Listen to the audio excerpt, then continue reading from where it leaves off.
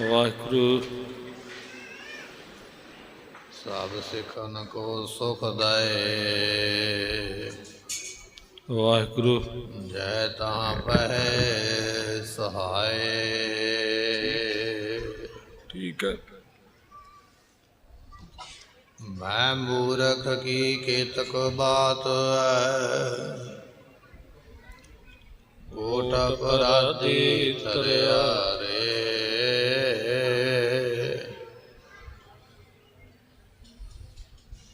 ਗੁਰ ਨਾਨਕ ਜਿਨ ਸੁਨਿਆ ਵੇਖਿਆ,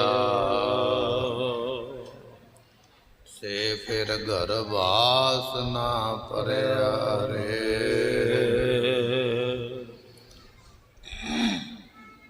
ਸਤਿਗੁਰ ਨਾਨਕ ਪ੍ਰਗਟਿਆ, ਮਿਟੇ ਧੁੰਦ ਜਗ ਚਾਨਣ ਹੋਆ। ਜਿਉ ਕਰ ਸੂਰਜ ਨਿਕਲਿਆ, ਤਾਰੇ ਛਪੇ ਅੰਧੇਰ ਪਲੋਆ। ਸਤਿਗੁਰ ਨਾਨਕ ਪ੍ਰਗਟਿਆ, ਮਿਟੀ ਧੁੰਦ ਜਗ ਚਾਨਣ ਹੋਆ। ਜਿਉ ਕਰ ਸੂਰਜ ਨਿਕਲਿਆ, ਤਾਰੇ ਛਪੇ ਅੰਧੇਰ ਪਲੋਆ।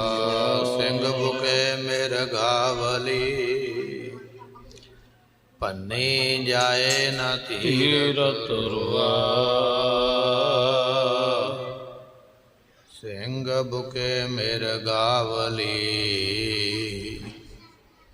ਪੰਨੇ ਜਾਏ ਨਾ ਤੀਰਥ ਰੁਆ। ਜਿਥੈ ਬਾਬਾ ਪੈਰ ਧਰੈ, ਪੂਜਾ ਆਸਣ ਥਾਪਣ ਸੋਆ। ਸਿਧ ਆਸਨ ਸਭ ਜਗਤ ਦੇ, ਨਾਨਕ ਆਦਮ ਤੇਜੇ ਕੋਆ। ਘਰ ਘਰ ਅੰਦਰ ਧਰਮਸਾਲ, ਹੋਵੈ ਕੀਰਤਨ ਸਦਾ ਵਸੋਆ। ਬਾਬੇ ਤਾਰੇ ਚਾਰ ਚੱਕ, ਨੌ ਖੰਡ ਪ੍ਰਿਥਵੀ ਸਚਾ ਢੁਆ। ਗੁਰਮੁਖ ਕਾਲ ਵਿੱਚ ਪ੍ਰਗਟ ਹੁਆ, ਸੁਕਉ ਟਲ ਗੁਰ ਸੇਵੀਐ। ਅਹਨਿਸ ਸਹਿਜ ਸੁਭਾਈ, ਦਰਸ਼ਨ ਪਰਸੈ ਗੁਰੂ ਕੈ। ਜਨਮ ਮਰਨ ਦੁਖ ਜਾਏ, ਹੋਵੈ ਸਿਫਤ ਕਸਮ। ਨੂਰ ਅਰਸੋਂ ਕੁਰਸੋਂ, ਤੁਧ ਡਿਠੇ ਸੱਚੇ ਪਾਤ। ਮਲ ਜਨਮ ਜਨਮ ਦੀ, ਤੁਧ ਡਿਠੇ ਸੱਚੇ ਪਾਤਸ਼ਾਹ। ਮਲ ਜਨਮ ਜਨਮ ਦੀ ਕਟੀਐ। ਮੰਚ ਵਿਛਾਏ ਪ੍ਰਭੂ ਕੀਐ ਪੌਡਨ, ਏਕ ਤਰੋਵਰ ਕੇ ਤਰ ਹੋਏ। ਸਿੰਘ 25 ਪਾਸ ਥਿਰੇ ਕਹੈ, ਆਯੁਧ ਕਾ ਸਾਵਧਾਨ ਕਰੋਏ। ਵਾਹਿਗੁਰੂ ਜੀ ਕਾ ਖਾਲਸਾ, ਵਾਹਿਗੁਰੂ ਜੀ ਕੀ ਫਤਿਹ। ਸਤਿਗੁਰਾਂ ਦੀ ਸਾਜੀ ਨਵਾਜੀ ਗੁਰੂ ਕੀ ਸੰਗਤ। ਅੱਜ ਆਪਾਂ ਨੂੰ ਸਾਹਿਬ ਗੁਰੂ ਨਾਨਕ ਦੇਵ ਮਹਾਰਾਜ ਜੀਆਂ ਦਾ ਪ੍ਰਕਾਸ਼ ਦਿਹਾੜਾ, ਪ੍ਰਕਾਸ਼ ਗੁਰਪੁਰਬ ਪ੍ਰਾਪਤ ਹੋ ਰਿਹਾ। ਤਿੰਨ ਬੇਦੀਆਂ ਕੀ ਕੁਲ ਬਿਖੈ, ਨਾ ਪ੍ਰਗਟੇ ਨਾਨਕ ਰਾਏ। ਧੰਨ ਗੁਰੂ ਗੋਬਿੰਦ ਸਿੰਘ ਮਹਾਰਾਜ ਸਾਹਿਬ ਜੀਆਂ ਨੇ ਬਚਨ ਲਿਖਿਆ। ਧੰਨ ਗੁਰੂ ਨਾਨਕ ਦੇਵ ਮਹਾਰਾਜ ਸਾਹਿਬ ਜੀਆਂ ਦੀ ਕੁਲ ਜਿਹੜੀ ਹੈ, ਉਹ ਬੇਦੀ ਹੈ। ਬੇਦੀ ਕੁਲ ਵਿੱਚ ਪ੍ਰਗਟ ਹੋਏ। ਦਸਵੇਂ ਪਾਤਸ਼ਾਹ ਧੰਨ ਗੁਰੂ ਗੋਬਿੰਦ ਸਿੰਘ ਮਹਾਰਾਜ ਜੀਆਂ ਨੇ ਬਚਨ ਕੀਤਾ ਹੈ,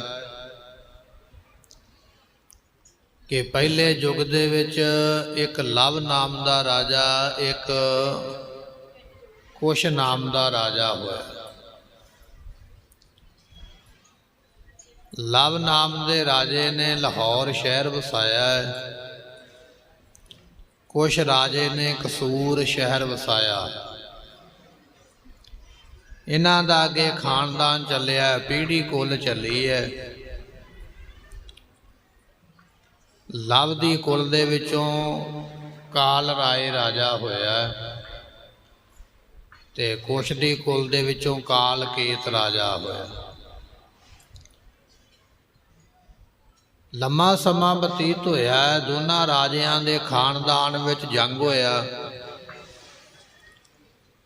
ਤੇ ਜੰਗ ਦੇ ਵਿੱਚ ਜਿਹੜੇ ਕਾਲ ਕੇਤ ਦੇ ਵਾਰਿਸ ਸਨ, ਕਹਿ ਲਈਏ ਸੰਤਾਨ ਸੀ, ਉਹ ਜੰਗ ਵਿੱਚੋਂ ਹਾਰ ਕੇ ਕਾਂਸ਼ੀ ਚਲੇ ਗਏ। ਕਾਂਸ਼ੀ ਜਾ ਕੇ ਇਹਨਾਂ ਨੇ ਵੇਦ ਪੜ੍ਹੇ ਨੇ। ਵੇਦ ਪੜ੍ਹਨ ਦੇ ਕਰਕੇ ਇਹਨਾਂ ਦੀ ਸੰਗਿਆ ਪੈ ਗਈ, ਵੇਦ ਨੂੰ ਪੜ੍ਹਨ ਵਾਲਾ ਬੇਦੀ। ਵੇਦ ਪੜ੍ਹਨ ਕਰਕੇ ਇਹਨਾਂ ਨੂੰ ਬੇਦੀ ਕਿਹਾ ਜਾਣ ਲੱਗਾ। ਇਹ ਬੇਦੀ ਕੁਲ ਜਿਹੜੀ ਹੈ, ਬੇਦੀ ਖਾਨਦਾਨ ਜੋ ਹੈ, ਇਹ ਇਸ ਤਰ੍ਹਾਂ ਸੰਸਾਰ ਦੇ ਵਿੱਚ ਹੋਂਦ ਵਿੱਚ ਆਇਆ ਹੈ। ਵੇਦ ਪਾਠੀਆਂ ਨੂੰ, ਵੇਦ ਪੜ੍ਹਨ ਵਾਲਿਆਂ ਨੂੰ ਬੇਦੀ ਆਖਿਆ ਗਿਆ।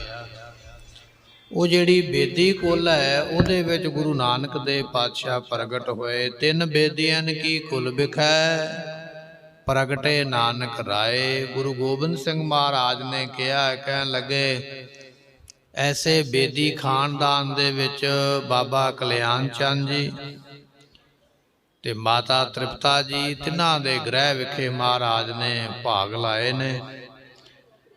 ਸਤਿਗੁਰੂ ਜੀਆਂ ਦੇ ਦਾਦਾ ਜੀ ਦਾ ਨਾਮ ਭਾਈ ਸ਼ਿਵ ਰਾਮ ਹੈ ਤੇ ਮਹਾਰਾਜ ਜੀਆਂ ਦੀ ਦਾਦੀ ਦਾ ਨਾਮ ਬਨਾਰਸੀ ਹੈ। ਸਤਿਗੁਰਾਂ ਦੇ ਦਾਦਾ ਜੀ ਦਾ ਨਾਮ ਸ਼ਿਵ ਰਾਮ ਹੈ, ਦਾਦੀ ਦਾ ਨਾਮ ਬਨਾਰਸੀ ਹੈ। ਇਹਨਾਂ ਦੇ ਘਰ ਵਿੱਚ ਦੋ ਪੁੱਤਰ ਪੈਦਾ ਹੋਏ। ਵੱਡੇ ਦਾ ਨਾਮ ਬਾਬਾ ਕਲਿਆਣ ਚੰਦ ਜੀ ਹੈ, ਜੋ ਆਪਾਂ ਬਾਬਾ ਕਾਲੂ ਜੀ ਵੀ ਇਤਿਹਾਸ ਵਿੱਚ ਕਹਿ ਦਿੰਦੇ ਹਾਂ, ਤੇ ਛੋਟੇ ਪੁੱਤਰ ਦਾ ਨਾਮ ਬਾਬਾ ਲਾਲੂ ਜੀ ਹੈ। ਸੋ ਇਹ ਦੋ ਸੰਤਾਨ ਇਹਨਾਂ ਦੇ ਘਰ ਵਿੱਚ ਪੈਦਾ ਹੋਏ। ਬਾਬਾ ਕਲਿਆਣ ਚੰਦ ਜੀ ਦਾ ਜੋ ਵਿਆਹ ਹੈ, ਸਾਡੇ ਸਤਿਕਾਰਯੋਗ ਮਾਤਾ ਤ੍ਰਿਪਤਾ ਜੀ ਦੇ ਨਾਲ ਹੋਇਆ ਅਤੇ ਸਮਾਂ ਬਤੀਤ ਹੋਇਆ ਹੈ। ਪਤੀ ਪਤਨੀ ਦੋਨਾਂ ਦੀ ਭਗਤੀ ਨੂੰ ਰੱਬ ਨੇ ਭਾਗ ਲਾਏ ਨੇ, ਬੰਦਗੀ ਕਰਦਿਆਂ ਹੋਇਆਂ, ਸਿਮਰਨ ਕਰਦਿਆਂ ਹੋਇਆਂ। ਵਿਦਵਾਨ ਜਨ ਗ੍ਰੰਥਾਂ ਵਿੱਚ ਜ਼ਿਕਰ ਕਰਦੇ ਕਿ ਬਾਬਾ ਕਲਿਆਣ ਚੰਦ ਜੀ ਔਰ ਮਾਤਾ ਤ੍ਰਿਪਤਾ ਜੀਆਂ ਦੀ ਇਹ ਇੱਛਾ ਸੀ ਮਨ ਦੇ ਵਿੱਚ ਵੀ ਸਾਡੇ ਘਰ ਵਿੱਚ ਪਰਮੇਸ਼ਰ ਅਕਾਲ ਪੁਰਖ ਜਨਮ ਲੈ ਕੇ ਸੰਸਾਰ ਦੇ ਵਿੱਚ ਸਾਨੂੰ ਅਮਰ ਕਰੇ। ਸਾਡੇ ਘਰ ਵਿੱਚ ਪਰਮੇਸ਼ਰ ਜਨਮ ਲਵੇ ਪੁੱਤਰ ਦੇ ਰੂਪ ਦੇ ਵਿੱਚ। ਇਹ ਭਾਵਨਾ ਜਦੋਂ ਰੱਖੀ ਹੈ, ਇਸ ਭਾਵਨਾ ਨੂੰ ਪੂਰਨ ਵਾਸਤੇ ਕਈ ਜਨਮ ਬਹੁਤ ਭਾਰੀ ਬੰਦਗੀ ਕੀਤੀ ਹੈ ਕਿ ਪ੍ਰਮਾਤਮਾ ਸਾਡੀ ਇਹ ਫਰਿਆਦ ਜਿਹੜੀ ਹੈ ਆਪ ਜੀ ਸਵੀਕਾਰ ਕਰੋ। ਸਾਡੇ ਘਰ ਦੇ ਵਿੱਚ ਪੁੱਤਰ ਬਣ ਕੇ ਆਪ ਜੀ ਪ੍ਰਗਟ ਹੋਣਾ ਕਰੋ। ਇਹਨਾਂ ਦੀ ਕਈ ਜਨਮ ਦੀ ਭਗਤੀ ਨੂੰ ਭਾਗ ਲਾਉਂਦਿਆਂ ਜਦੋਂ ਇਸ ਜਨਮ ਦੇ ਵਿੱਚ ਆਏ ਤੇ ਉਸ ਵੇਲੇ ਰਾਏ ਭੋਏ ਦੀ ਤਲਵੰਡੀ, ਜਿਸ ਨੂੰ ਆਪਾਂ ਨਨਕਾਣਾ ਸਾਹਿਬ ਦੇ ਨਾਮ ਦੇ ਨਾਲ ਵੀ ਯਾਦ ਕਰਦੇ ਹਾਂ, ਇਸ ਧਰਤੀ ਨੂੰ ਭਾਗ ਲਾਉਂਦਿਆਂ ਹੋਇਆਂ ਅੰਮ੍ਰਿਤ ਵੇਲੇ ਕੱਤਕ ਦੀ ਪੂਰਨਮਾਸੀ ਦਾ ਇਹ ਸ਼ੁਭ ਦਿਹਾੜਾ ਜੋ ਪ੍ਰਾਪਤ ਹੋ ਰਿਹਾ ਹੈ, ਸਤਿਗੁਰੂ ਨਾਨਕ ਦੇਵ ਮਹਾਰਾਜ ਸਾਹਿਬ ਜੀਆਂ ਨੇ ਅਵਤਾਰ ਧਾਰ ਕੇ ਜਗਤ ਜਲੰਦਾ ਰੱਖ ਲੈ, ਆਪਣੀ ਕਿਰਪਾ ਧਾਰ। ਇਹ ਜੋ ਸੰਸਾਰ ਸੜਦਾ ਪਿਆ ਵਿਕਾਰਾਂ ਦੇ ਵਿੱਚ, ਪਾਪਾਂ ਦੇ ਨਾਲ, ਸਤਿਗੁਰੂ ਜੀ ਇਸ ਸੰਸਾਰ ਨੂੰ ਰੱਖਣ ਵਾਸਤੇ, ਬਖਸ਼ਿਸ਼ ਕਰਨ ਵਾਸਤੇ ਆਪ ਇਸ ਸੰਸਾਰ ਵਿੱਚ ਆਏ। ਇਸ ਤਰ੍ਹਾਂ ਗੁਰੂ ਨਾਨਕ ਦੇਵ ਮਹਾਰਾਜ ਜੀਆਂ ਦਾ ਆਗਮਨ ਹੋਇਆ। ਗੁਰਬਾਣੀ ਦੇ ਮਹਾਵਾਕ ਹਨ, ਕਲਮਲ ਹੋਈ ਮੇਦਨੀ ਅਰਦਾਸ ਕਰੇ ਲਿਵ ਲਾਏ। ਧਰਤੀ ਨੇ ਪੁਕਾਰ ਕੀਤੀ ਹੈ, ਪਰਮਾਤਮਾ ਮਿਹਰ ਕਰ, ਜੋ ਮੇਰੇ ਉੱਪਰ ਭਾਰ ਹੈ ਬਹੁਤ ਭਾਰੀ ਪਾਪਾਂ ਦਾ, ਇਸ ਭਾਰ ਨੂੰ ਆਪ ਜੀ ਦੂਰ ਕਰੋ। ਤੇ ਉਸ ਵੇਲੇ ਐਸੇ ਪਾਪ ਦੇ ਭਾਰ ਨੂੰ ਦੂਰ ਕਰਨ ਵਾਸਤੇ ਫਿਰ ਮਹਾਰਾਜ ਜੀਆਂ ਦਾ ਬਚਨ ਹੈ ਕਿ ਗੁਰੂ ਨਾਨਕ ਦੇਵ ਪਾਤਸ਼ਾਹ ਜੀ ਆਪ ਸੰਸਾਰ ਵਿੱਚ ਆਏ, ਆਪ ਦੁਨੀਆ ਵਿੱਚ ਆ ਕੇ ਪ੍ਰਗਟ ਹੋਏ, ਆ ਕੇ ਨਾਮ ਜਪਾਇਆ ਤੇ ਸਤਿਗੁਰਾਂ ਨੇ ਸਾਰੀ ਧਰਤੀ ਦਾ ਚੱਕਰ ਲਾਉਂਦਿਆਂ ਭ੍ਰਮਣ ਕਰਦਿਆਂ ਹੋਇਆਂ 4 ਉਦਾਸੀਆਂ ਕੀਤੀਆਂ। ਥਾਵਾਂ ਥਾਵਾਂ ਤੇ ਜੋ ਕੁਰਾਏ ਪੈ ਲੋਕ ਸਨ ਉਹਨਾਂ ਨੂੰ ਸਿੱਧੇ ਰਾਹ ਪਾ ਕੇ ਜਿੱਥੇ ਵੀ ਗਏ ਉੱਥੇ ਬਚਨੇ ਬਖਸ਼ਿਸ਼ ਕੀਤਾ। ਭਾਈ ਅੰਮ੍ਰਿਤ ਵੇਲੇ ਉੱਠ ਕੇ ਇਸ਼ਨਾਨ ਕਰਕੇ ਤੇ ਨਾਮ ਜਪਣਾ ਹੈ। ਇਤਿਹਾਸ ਵਿੱਚ ਬਚਨ ਆਉਂਦਾ ਹੈ, ਇੱਕ ਵਾਰੀ ਸਿੱਧ ਪੁਰਸ਼ਾਂ ਨੇ ਗੁਰੂ ਨਾਨਕ ਦੇਵ ਮਹਾਰਾਜ ਜੀਆਂ ਨੂੰ ਇਹ ਸਵਾਲ ਕੀਤਾ। ਕਹਿਣ ਲੱਗੇ, ਗੁਰੂ ਨਾਨਕ ਦੇਵ ਪਾਤਸ਼ਾਹ ਜੀ ਤੁਸੀਂ ਅਕਾਲ ਪੁਰਖ ਦੇ ਦਰਸ਼ਨ ਕੀਤੇ ਨੇ, ਪਰ ਅਸੀਂ ਉਸ ਪਰਮੇਸ਼ਰ ਦੇ ਦਰਸ਼ਨ ਨਹੀਂ ਕਰ ਪਾਏ। ਆਪ ਜੀ ਸਾਨੂੰ ਕੋਈ ਇਸ ਤਰ੍ਹਾਂ ਦਾ ਰਸਤਾ ਦੱਸੋ, ਕੋਈ ਮਾਰਗ ਪਾਵੋ ਜਿਸ ਨੂੰ ਅਸੀਂ ਕਮਾ ਕੇ ਬਚਨ ਨੂੰ ਤੇ ਅਸੀਂ ਪਰਮਾਤਮਾ ਨੂੰ ਪ੍ਰਾਪਤ ਕਰੀਏ। ਉਹ ਪਰਮਾਤਮਾ ਕਿਹੜੀ ਭੇਟਾ ਲੈ ਕੇ, ਕਿਹੜੀ ਵਸਤੂ ਲੈ ਕੇ ਖੁਸ਼ ਹੁੰਦਾ ਹੈ, ਉਹ ਸਾਨੂੰ ਦੱਸ ਦਿਓ, ਅਸੀਂ ਉਹ ਭੇਟਾ ਵੀ ਦੇਣ ਵਾਸਤੇ ਤਿਆਰ ਹਾਂ। ਜਦੋਂ ਸਿੱਧ ਪੁਰਸ਼ਾਂ ਨੇ ਇਹ ਬਚਨ ਗੁਰੂ ਨਾਨਕ ਦੇਵ ਮਹਾਰਾਜ ਸਾਹਿਬ ਜੀਆਂ ਦੇ ਅੱਗੇ ਕੀਤੇ, ਗੁਰੂ ਨਾਨਕ ਦੇਵ ਮਹਾਰਾਜ ਸਾਹਿਬ ਜੀਆਂ ਨੇ ਉਹ ਬਚਨ ਸ੍ਰੀ ਜਪਜੀ ਸਾਹਿਬ ਗੁਰਬਾਣੀ ਦੇ ਵਿੱਚ ਬਖਸ਼ਿਸ਼ ਕਰਦਿਆਂ ਹੋਇਆਂ ਲਿਖੇ। ਫੇਰ ਕੇ ਅੱਗੇ ਰੱਖੀਐ ਜਿਤ ਦਿਸੈ ਦਰਬਾਰ। ਦਰਬਾਰ ਤੋਂ ਭਾਵ ਹੈ ਪਰਮਾਤਮਾ ਦਾ ਸਰੂਪ।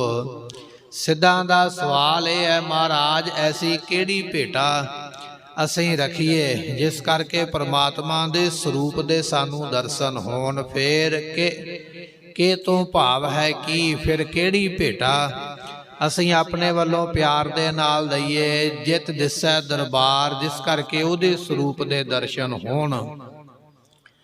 ਮਹਾਰਾਜ ਜੀ ਇਹ ਸਾਡਾ ਪਹਿਲਾ ਸਵਾਲ ਹੈ।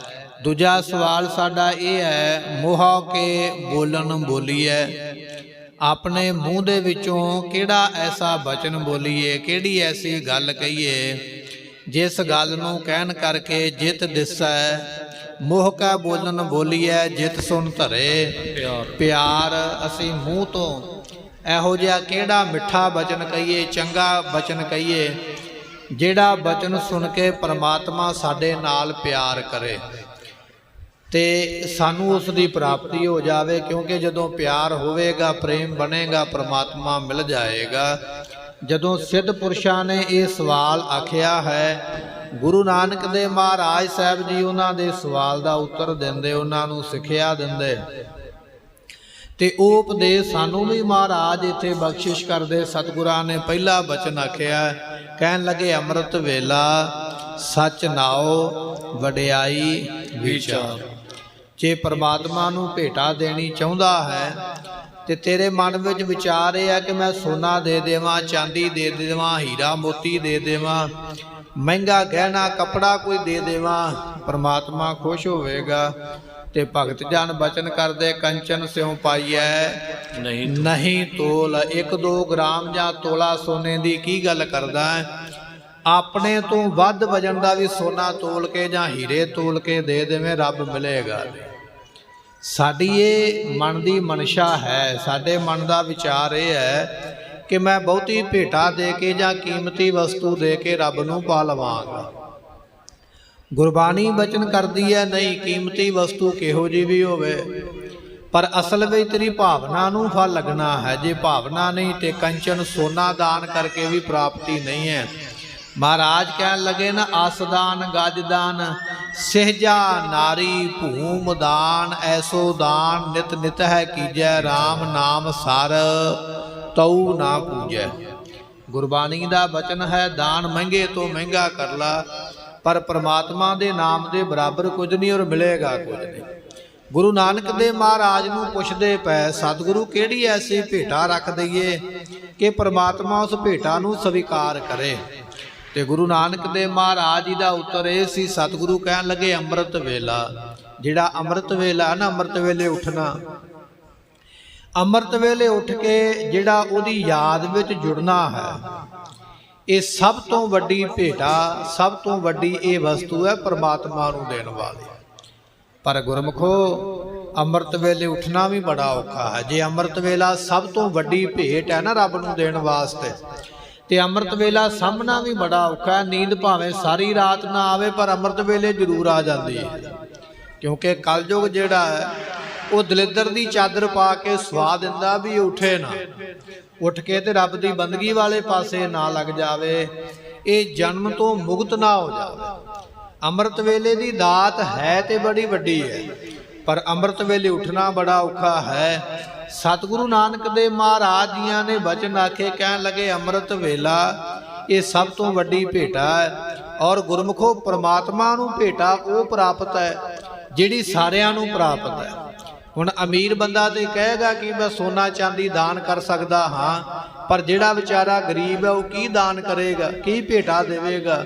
ਪਰ ਗੁਰਮੁਖੋ ਪ੍ਰਮਾਤਮਾ ਨੇ ਜਿਹੜੀ ਭੇਟਾ ਲੈਣੀ ਹੈ ਉਹ ਅਮੀਰ ਦੇ ਕੋਲ ਵੀ ਹੈ ਤੇ ਗਰੀਬ ਦੇ ਕੋਲ ਵੀ ਹੈ। ਅੰਮ੍ਰਿਤ ਵੇਲਾ ਅਮੀਰ ਨੂੰ ਵੀ ਪ੍ਰਾਪਤ ਹੋ ਰਿਹਾ ਤੇ ਅੰਮ੍ਰਿਤ ਵੇਲਾ ਗਰੀਬ ਨੂੰ ਵੀ ਪ੍ਰਾਪਤ ਹੋ ਰਿਹਾ ਹੈ। ਅੰਮ੍ਰਿਤ ਵੇਲੇ ਉੱਠ ਕੇ ਜਿਸ ਨੂੰ ਬਖਸ਼ੇ ਸਿਫਤ ਸਲਾਹ, ਨਾਨਕ ਪਾਤਸ਼ਾਹੀ ਪਾਤਸ਼ਾਹੂ। ਬਚਨ ਸਤਿਗੁਰਾਂ ਨੇ ਪਹਿਲੇ ਸਵਾਲ ਦਾ ਜਵਾਬ ਇਹ ਦਿੱਤਾ ਵੀ ਅੰਮ੍ਰਿਤ ਵੇਲਾ ਸਭ ਤੋਂ ਵੱਡੀ ਭੇਟਾ ਰੱਬ ਨੂੰ ਦੇ। ਦੂਜਾ ਸਵਾਲ ਇਹ ਹੈ, ਮੂੰਹ ਤੋਂ ਕਿਹੜਾ ਇਹੋ ਜਿਹਾ ਬਚਨ ਕਵਾਂ ਜਿਹਦੇ ਨਾਲ ਰੱਬ ਖੁਸ਼ ਹੋ ਜਾਵੇ। ਤੇ ਸਤਿਗੁਰੂ ਪਾਤਸ਼ਾਹ ਕਹਿਣ ਲੱਗੇ ਅੰਮ੍ਰਿਤ ਵੇਲਾ ਸੱਚ ਨਾਉ ਵਡਿਆਈ ਵਿਚਾਰ।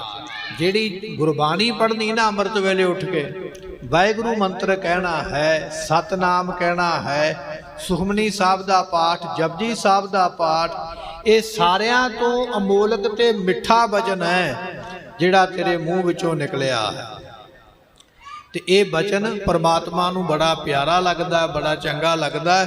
ਜਦੋਂ ਐਸੇ ਬਚਨ ਨੂੰ ਰੋਜ਼ ਕਵੇਂਗਾ ਤੇਰੇ ਇਹ ਬਚਨ ਪਰਮਾਤਮਾ ਨੂੰ ਭਾ ਜਾਣਗੇ, ਪਰਮਾਤਮਾ ਤੈਨੂੰ ਮਿਲ ਪਵੇਗਾ। ਇਹ ਗੁਰੂ ਨਾਨਕ ਸਾਹਿਬ ਮਹਾਰਾਜ ਦੇ ਬਚਨ ਨੇ। ਜਪਜੀ ਸਾਹਿਬ ਦੀ ਗੁਰਬਾਣੀ ਦੇ ਅੰਦਰ ਬਚਨ ਆਪਾਂ ਪੜ੍ਹਦੇ ਪਏ ਸੀ ਵੀ ਗੁਰੂ ਨਾਨਕ ਦੇਵ ਮਹਾਰਾਜ ਦੀਆਂ ਨੇ 4 ਉਦਾਸੀਆਂ ਕੀਤੀਆਂ, ਥਾਵਾਂ ਥਾਵਾਂ ਤੇ ਗਏ ਔਰ ਸਾਰਿਆਂ ਥਾਵਾਂ ਤੇ ਇਹ ਬਚਨ ਜ਼ਰੂਰ ਆਖਿਆ ਮਹਾਰਾਜ ਨੇ ਕਿ ਭਾਈ ਅੰਮ੍ਰਿਤ ਵੇਲੇ ਉੱਠ ਕੇ ਤੇ ਪ੍ਰਮਾਤਮਾ ਦੀ ਸਿਫਤ ਵਿੱਚ ਜੁੜਨਾ ਹੈ। ਗੁਰਬਾਣੀ ਦੇ ਵਿੱਚ ਵੀ ਬਚਨ ਹੈ, ਗੁਰ ਸਤਿਗੁਰ ਕਾ ਜੋ ਸਿੱਖ ਅਖਾਏ, ਸੋ ਭਲਕੇ ਉੱਠ ਹਰ ਨਾਮ ਧਿਆਵੇ।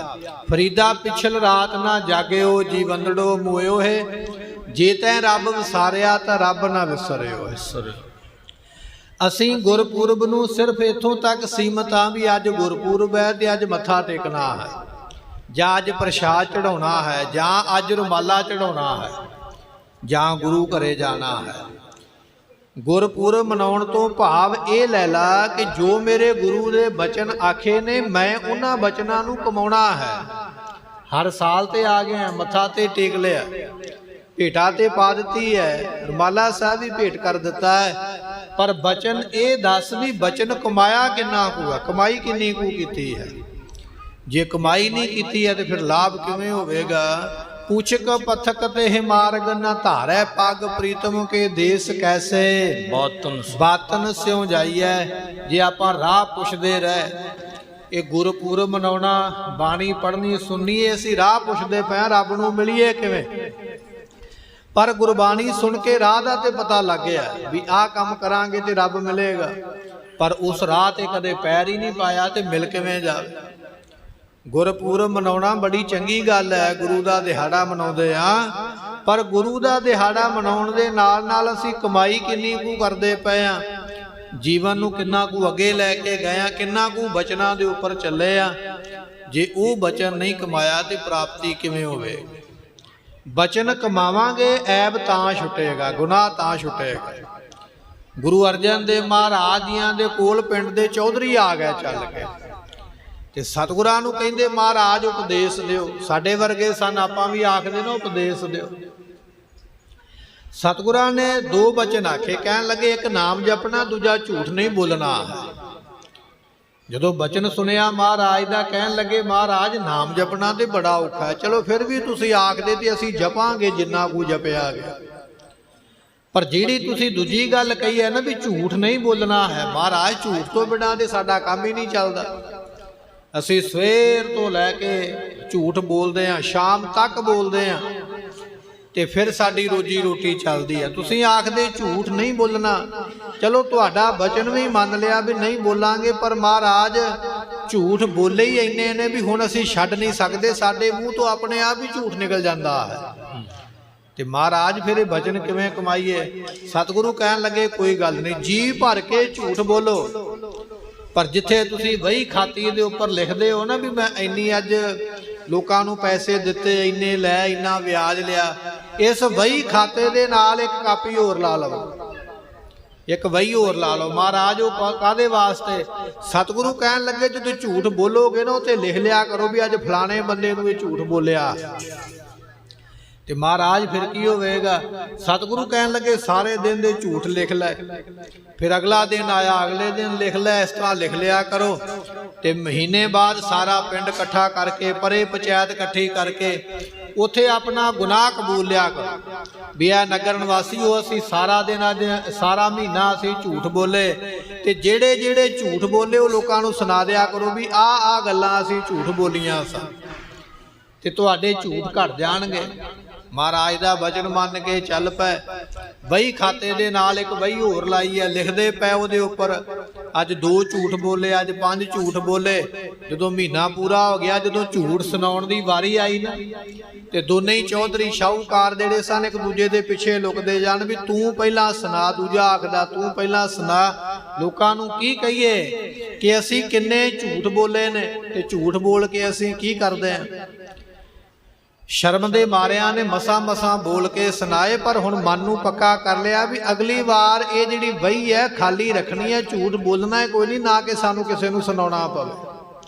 ਤੇ ਫਿਰ ਗੁਰੂ ਅਰਜਨ ਦੇਵ ਮਹਾਰਾਜ ਦੇ ਕੋਲ ਆ ਗਏ, ਸਤਿਗੁਰੂ ਤੁਹਾਡੀ ਵਿਉਂਤ ਦੇ ਨਾਲ ਸਾਡਾ ਝੂਠ ਛੁੱਟ ਗਿਆ, ਅਸੀਂ ਹੁਣ ਕਮਾਈ ਕਰਦੇ ਪਏ ਹਾਂ। ਗੁਰਮੁਖੋ ਕਹਿਣ ਤੋਂ ਭਾਵ ਇਹ ਹੈ ਕਿ ਆਉਂਦੇ ਤੇ ਆਪਾਂ ਵੀ ਹਰ ਸਾਲ ਹਾਂ, ਹਰ ਮਹੀਨੇ, ਹਰ ਰੋਜ਼ ਆਉਂਦੇ ਆ, ਮੱਥਾ ਟੇਕਦੇ ਆ, ਰੋਜ਼ ਗੁਰੂ ਦਾ ਬਚਨ ਸੁਣਦੇ ਵੀ ਆ, ਪਰ ਸੁਣ ਕੇ ਉਸ ਬਚਨ ਦੀ ਕਮਾਈ ਨਹੀਂ ਹੈ। ਜੇ ਸਾਡੀ ਉਹਨਾਂ ਚੌਧਰੀਆਂ ਵਾਂਗ ਕਿਤੇ ਕਮਾਈ ਹੋ ਜਾਂਦੀ ਤੇ ਹੋ ਸਕਦਾ ਸਾਡੇ ਕੋਲੋਂ ਵੀ ਕੋਈ ਐਬ ਛੁੱਟ ਜਾਂਦਾ, ਕੋਈ ਗੁਨਾਹ ਛੁੱਟ ਜਾਂਦਾ, ਪਰ ਨਹੀਂ, ਅਸੀਂ ਕਮਾਈ ਕਰਨਾ ਹੀ ਨਹੀਂ ਚਾਹੁੰਦੇ, ਕਮਾਈ ਕਰਦੇ ਨਹੀਂ। ਸਾਡੇ ਗੁਨਾਹ ਜਿਉਂਦੇ ਤਿਉਂ ਭਰੇ ਹੋਏ, ਜੇਤਾ ਸਮੁੰਦ ਸਾਗਰ ਨੀਰ ਭਰਿਆ, ਤੇਤੇ ਅਵਗੁਣ ਹਮਾਰੇ, ਉਸੇ ਤਰ੍ਹਾਂ ਹੀ ਚੱਕ ਕੇ ਤੁਰੇ ਫਿਰਦੇ, ਤੇ ਫਿਰ ਲਾਭ ਕੋਈ ਨਹੀਂ ਪ੍ਰਾਪਤ ਹੋ ਰਿਹਾ।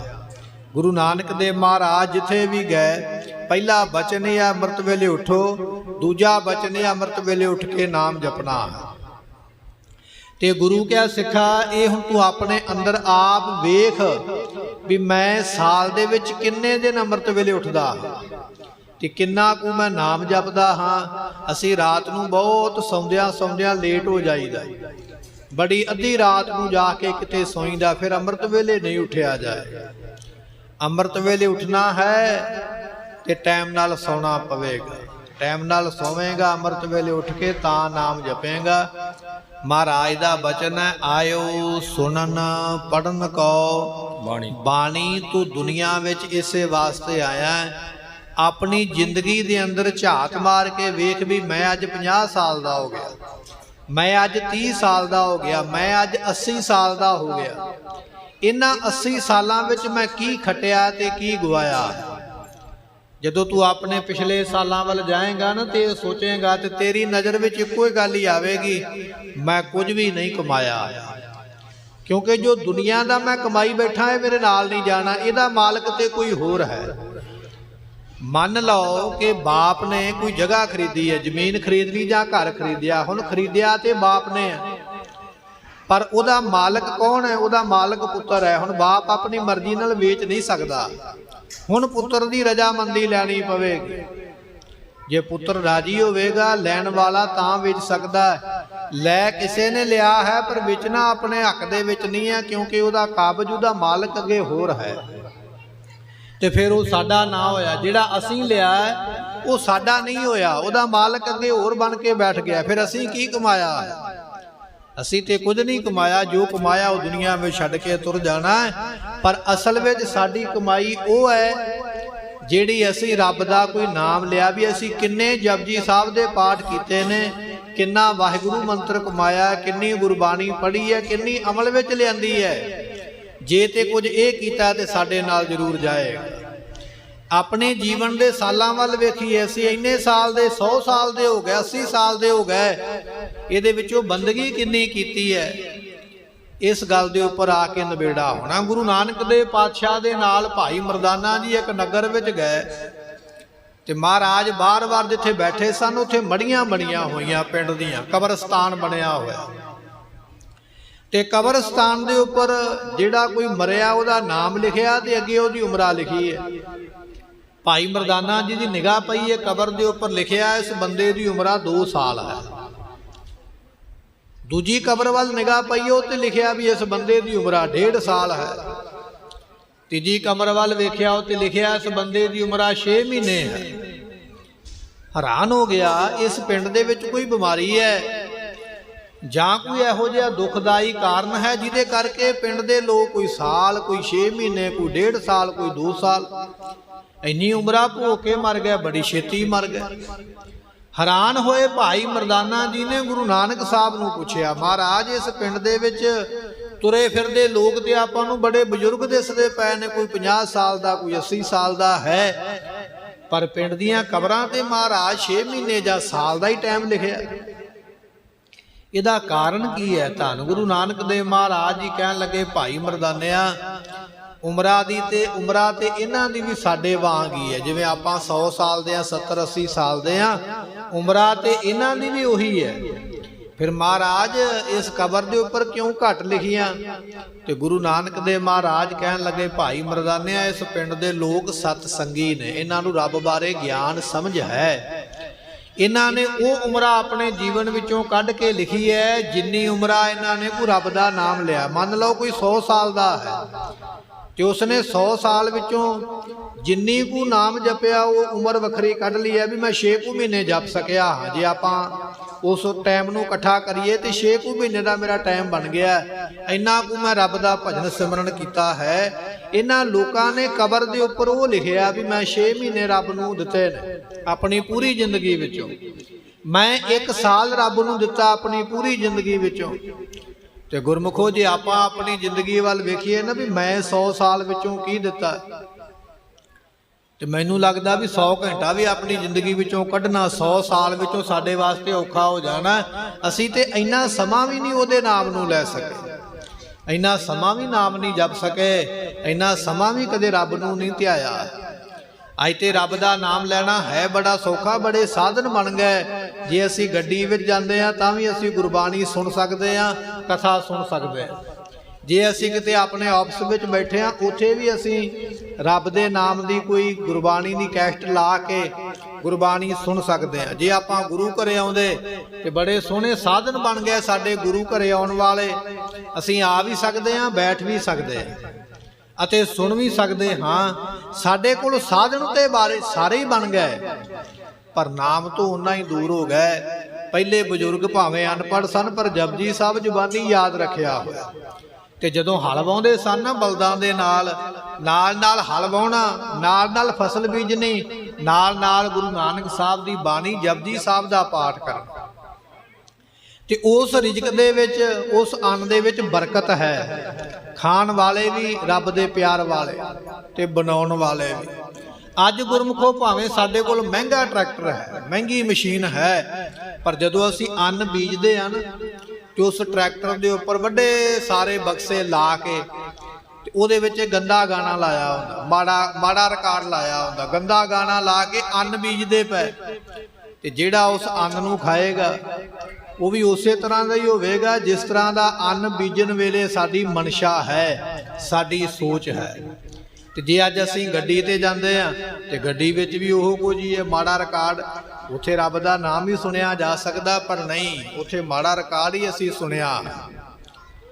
ते जे जीवन की गल करिए तो तुरे फिरदे भी आपां मोबाइल दे विच ओह कुछ ही करदे हां। कहण तो भाव इह है भी जे सानूं अपनी जिंदगी विचों समां कढना पवे ना कि मैं अपने 50 साल की जिंदगी विचों ओह टाइम बाहर कढां, वखरा करां भी जिन्ना समां मैं नाम जपिया ते 50 साल की जिंदगी विचों 50 घंटे भी साडे वास्ते कढने बड़े औखे, ते मन करके ते 1 मिनट भी नहीं साडे कोलों जपिया गया।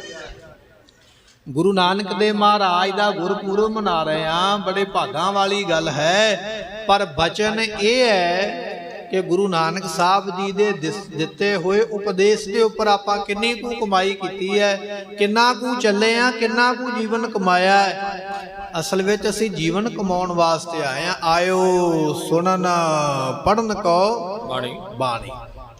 ਤੇ ਜੇ ਗੁਰਮੁਖੋ ਆਪਾਂ ਮੱਥਾ ਟੇਕਣ ਤੱਕ ਹੀ ਸੀਮਤ ਰਹਿ, ਪਟਾਕੇ ਚਲਾਉਣ ਤੱਕ ਹੀ ਸੀਮਤ ਰਹਿ ਗਏ, ਤੇ ਕੇਵਲ ਲੰਗਰ ਪ੍ਰਸ਼ਾਦਾ ਛਕਣ ਤੱਕ ਹੀ ਸੀਮਤ ਰਹਿ ਗਏ, ਤੇ ਫਿਰ ਜੀਵਨ ਵਿੱਚ ਕਮਾਈ ਕੋਈ ਨਹੀਂ ਕੀਤੀ ਹੈ। ਗੁਰੂ ਦਾ ਗੁਰਪੁਰਬ ਮਨਾਉਣਾ ਚੰਗੀ ਗੱਲ ਹੈ, ਭਾਗਾਂ ਵਾਲੀ ਗੱਲ ਹੈ, ਕਿਉਂਕਿ ਬਲਿਹਾਰੀ ਤਿੰਨਾਂ ਗੁਰਸਿੱਖਾਂ ਭਾਏ ਭਗਤ ਗੁਰਪੁਰਬ ਕਰਨ ਦੇ। ਉਹਨਾਂ ਗੁਰਸਿੱਖਾਂ ਤੋਂ ਬਲਿਹਾਰ ਜਾਈਏ ਜਿਹੜੇ ਗੁਰੂ ਦਾ ਦਿਹਾੜਾ ਮਨਾਉਂਦੇ, ਪਰ ਉਹਦੇ ਨਾਲ ਬਚਨ ਇਹ ਹੈ ਕਿ ਗੁਰੂ ਦੇ ਬਚਨਾਂ ਤੇ ਵੀ ਚੱਲਣਾ ਪਵੇਗਾ, ਕਮਾਈ ਕਰਨੀ ਪਵੇਗੀ, ਤਾਂ ਜੀਵਨ ਸਫਲਾ ਹੋਣਾ।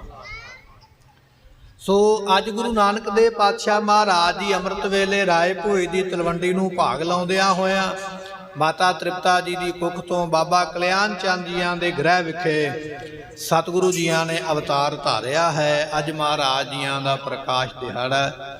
ਆਪ ਸੰਗਤਾਂ ਨੂੰ ਮਹਾਰਾਜ ਦੇ ਪ੍ਰਕਾਸ਼ ਪੁਰਬ ਦੀਆਂ ਲੱਖ ਲੱਖ ਵਧਾਈਆਂ ਹੋਣ।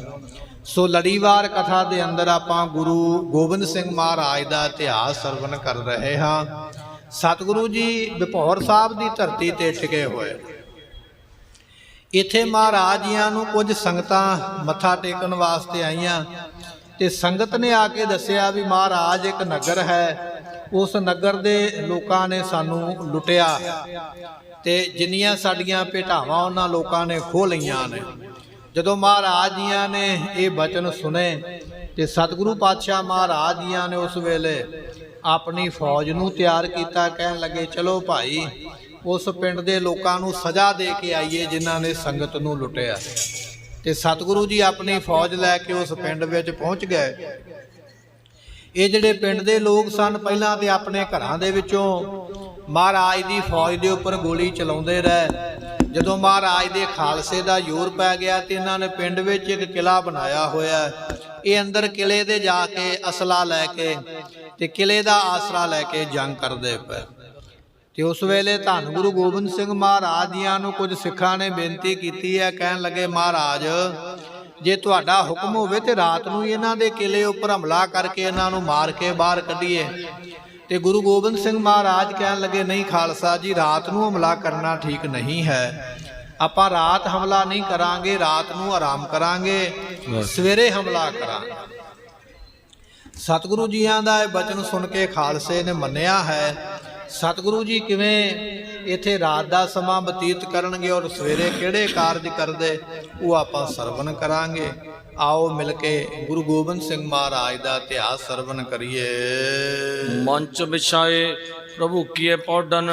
ਸਤਿਗੁਰੂ ਪਾਤਸ਼ਾਹ ਮਹਾਰਾਜ ਜੀਆਂ ਦੇ ਆਰਾਮ ਕਰਨ ਵਾਸਤੇ ਉਸ ਵੇਲੇ ਸਿੱਖਾਂ ਨੇ ਇੱਕ ਬੜਾ ਸੋਹਣਾ ਪਲੰਘ ਜਿਹੜਾ ਹੈ ਉਹਦੇ ਉੱਪਰ ਸੋਹਣਾ ਬਿਸਤਰਾ ਵਿਛਾ ਕੇ ਸਤਿਗੁਰਾਂ ਦੇ ਆਰਾਮ ਕਰਨ ਵਾਸਤੇ ਪਲੰਘ ਤਿਆਰ ਕੀਤਾ ਹੈ। ਏਕ ਤਰੋਵਰ ਕੇ ਤਕ ਹੋਏ। ਤੇ ਸਤਿਗੁਰੂ ਪਾਤਸ਼ਾਹ ਮਹਾਰਾਜ ਜੀਆਂ ਦੇ ਆਰਾਮ ਕਰਨ ਵਾਸਤੇ ਉਹ ਪਲੰਘਾ ਜਿਹੜਾ ਸੀ ਇੱਕ ਰੁੱਖ ਦੇ ਥੱਲੇ ਰੱਖਿਆ ਹੈ। ਸਿੰਘ 25 ਸਿੱਖ ਪਾਸ ਤੇਰੇ ਗਏ। 25 ਸਿੱਖ ਮਹਾਰਾਜ ਦੇ ਕੋਲ ਨੇ। ਭਾਈ ਸੰਤੋਖ ਸਿੰਘ ਜੀਆਂ ਨੇ ਜਿਹੜਾ ਇਤਿਹਾਸ ਲਿਖਿਆ ਹੈ, ਭਾਈ ਵੀਰ ਸਿੰਘ ਜੀ ਕਹਿੰਦੇ ਉਸ ਪਿੰਡ ਦੇ ਵਿੱਚ ਅੱਜ ਵੀ ਉਹ ਪਿੱਪਲ ਦਾ ਰੁੱਖ ਹੈ। ਜਦੋਂ ਮਹਾਰਾਜ ਰਾਤ ਸੁੱਤੇ ਸਨ ਇਸ ਪਿੰਡ ਦੇ ਲੋਕਾਂ ਨੂੰ ਸਜ਼ਾ ਦੇਣ ਵਾਸਤੇ, ਤੇ ਉਹ ਪਿੰਡ ਦੇ ਬਾਰ-ਬਾਰ ਮਹਾਰਾਜ ਜੀਆਂ ਨੇ ਰਾਤ ਬਤੀਤ ਕੀਤੀ ਹੈ। ਤੇ ਪਿੱਪਲ ਦਾ ਉਹ ਰੁੱਖ ਹੈ ਜਿੱਥੇ ਮਹਾਰਾਜ ਜੀ ਦਾ ਪਲੰਘਾ ਡਾਇਆ ਗਿਆ ਸੀ। ਉਹ ਪਿੱਪਲ ਦਾ ਰੁੱਖ ਅੱਜ ਵੀ ਮੌਜੂਦ ਹੈ। ਇਹ ਕਲਾਨੌਟ ਨਾਮ ਦਾ ਪਿੰਡ ਹੈ। ਜੇ ਤੁਸੀਂ ਜਾਓ ਕਿਤੇ ਦਰਸ਼ਨ ਕਰਨ ਵਾਸਤੇ ਤੇ ਉਸ ਪਿੰਡ ਦੇ ਵਿੱਚ ਉਹ ਪਿੱਪਲ ਮਹਾਰਾਜ ਦੀ ਯਾਦ ਵਿੱਚ ਅੱਜ ਵੀ ਹੈ, ਜਿੱਥੇ ਮਹਾਰਾਜ ਜੀ ਪਲੰਘਾ ਢਾਹ ਕੇ ਰਾਤ ਨੂੰ ਬਰਾਜੇ ਨੇ। 25 ਸਿੱਖ ਮਹਾਰਾਜ ਜੀਆਂ ਦੇ ਕੋਲ ਉਸ ਵੇਲੇ ਸ਼ਸਤਰ ਧਾਰਨ ਕਰਕੇ ਖਲੋਤੇ ਹਨ। ਯੁੱਧ ਕੋ ਸਾਵਧਾਨ ਖਰੋਏ। ਤੇ ਕਹਿਣ ਲੱਗੇ ਵੀ ਸ਼ਸਤਰ ਧਾਰੀ ਮਹਾਰਾਜ ਦਾ ਖਾਲਸਾ ਜਿੱਥੇ ਵੀ ਮਹਾਰਾਜ ਬਿਰਾਜਮਾਨ ਹੁੰਦੇ, ਧੰਨ ਗੁਰੂ ਗੋਬਿੰਦ ਸਿੰਘ ਮਹਾਰਾਜ ਜੀ 25 ਸਿੱਖ ਮਹਾਰਾਜ ਦੇ ਸੱਜੇ ਖੱਬੇ ਚਰਨਾਂ ਵਾਲੇ ਪਾਸੇ ਔਰ ਸਰਾਣੇ ਵਾਲੇ ਪਾਸੇ 25 ਸਿੱਖ ਜਿਹੜੇ ਸਨ ਦੂਰ ਦੂਰ ਤੱਕ ਘੇਰਾ ਬਣਾ ਕੇ ਮਹਾਰਾਜ ਦੀ ਸੇਵਾ ਵਿੱਚ ਖੜਦੇ ਹਨ। ਔਰ ਸਮੇ ਭਟ ਘੇਰ ਰਹੇ ਗੜ। ਕਹਿਣ ਲੱਗੇ ਬਾਕੀ ਜਿਹੜੇ ਮਹਾਰਾਜ ਦੇ ਸੂਰਮੇ ਨੇ ਉਹਨਾਂ ਨੂੰ ਹੁਕਮ ਮਹਾਰਾਜ ਨੇ ਕੀਤਾ ਸੀ, ਕਿਉਂਕਿ ਖਾਲਸੇ ਨੇ ਆਖਿਆ ਸੀ ਮਹਾਰਾਜ ਰਾਤੋਂ ਰਾਤ ਕਿਲੇ ਵਿੱਚੋਂ ਨਿਕਲ ਕੇ ਭਾਜੀ ਨਾ ਜਾਣ, ਦੌੜੀ ਨਾ ਜਾਣ।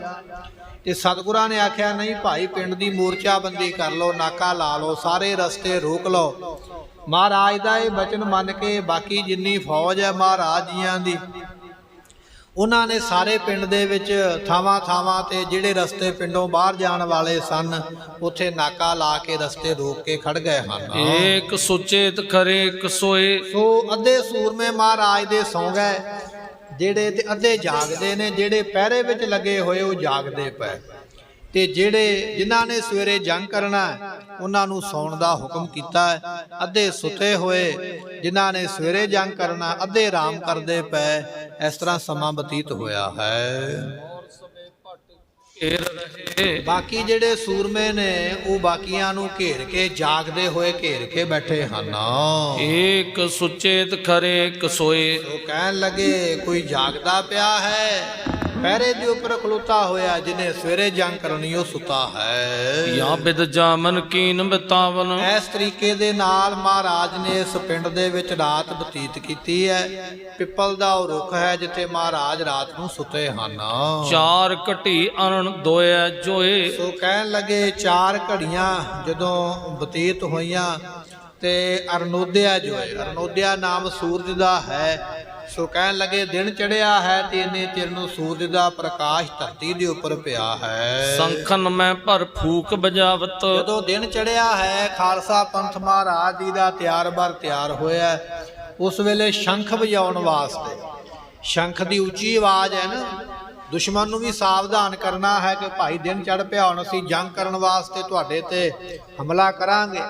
ਕਿਉਂਕਿ ਖਾਲਸਾ ਸੁੱਤੇ ਹੋਏ ਤੇ ਔਰ ਅਚਨਚੇਤ ਤੇ ਕਿਸੇ ਤੇ ਵਾਰ ਨਹੀਂ ਕਰਦਾ।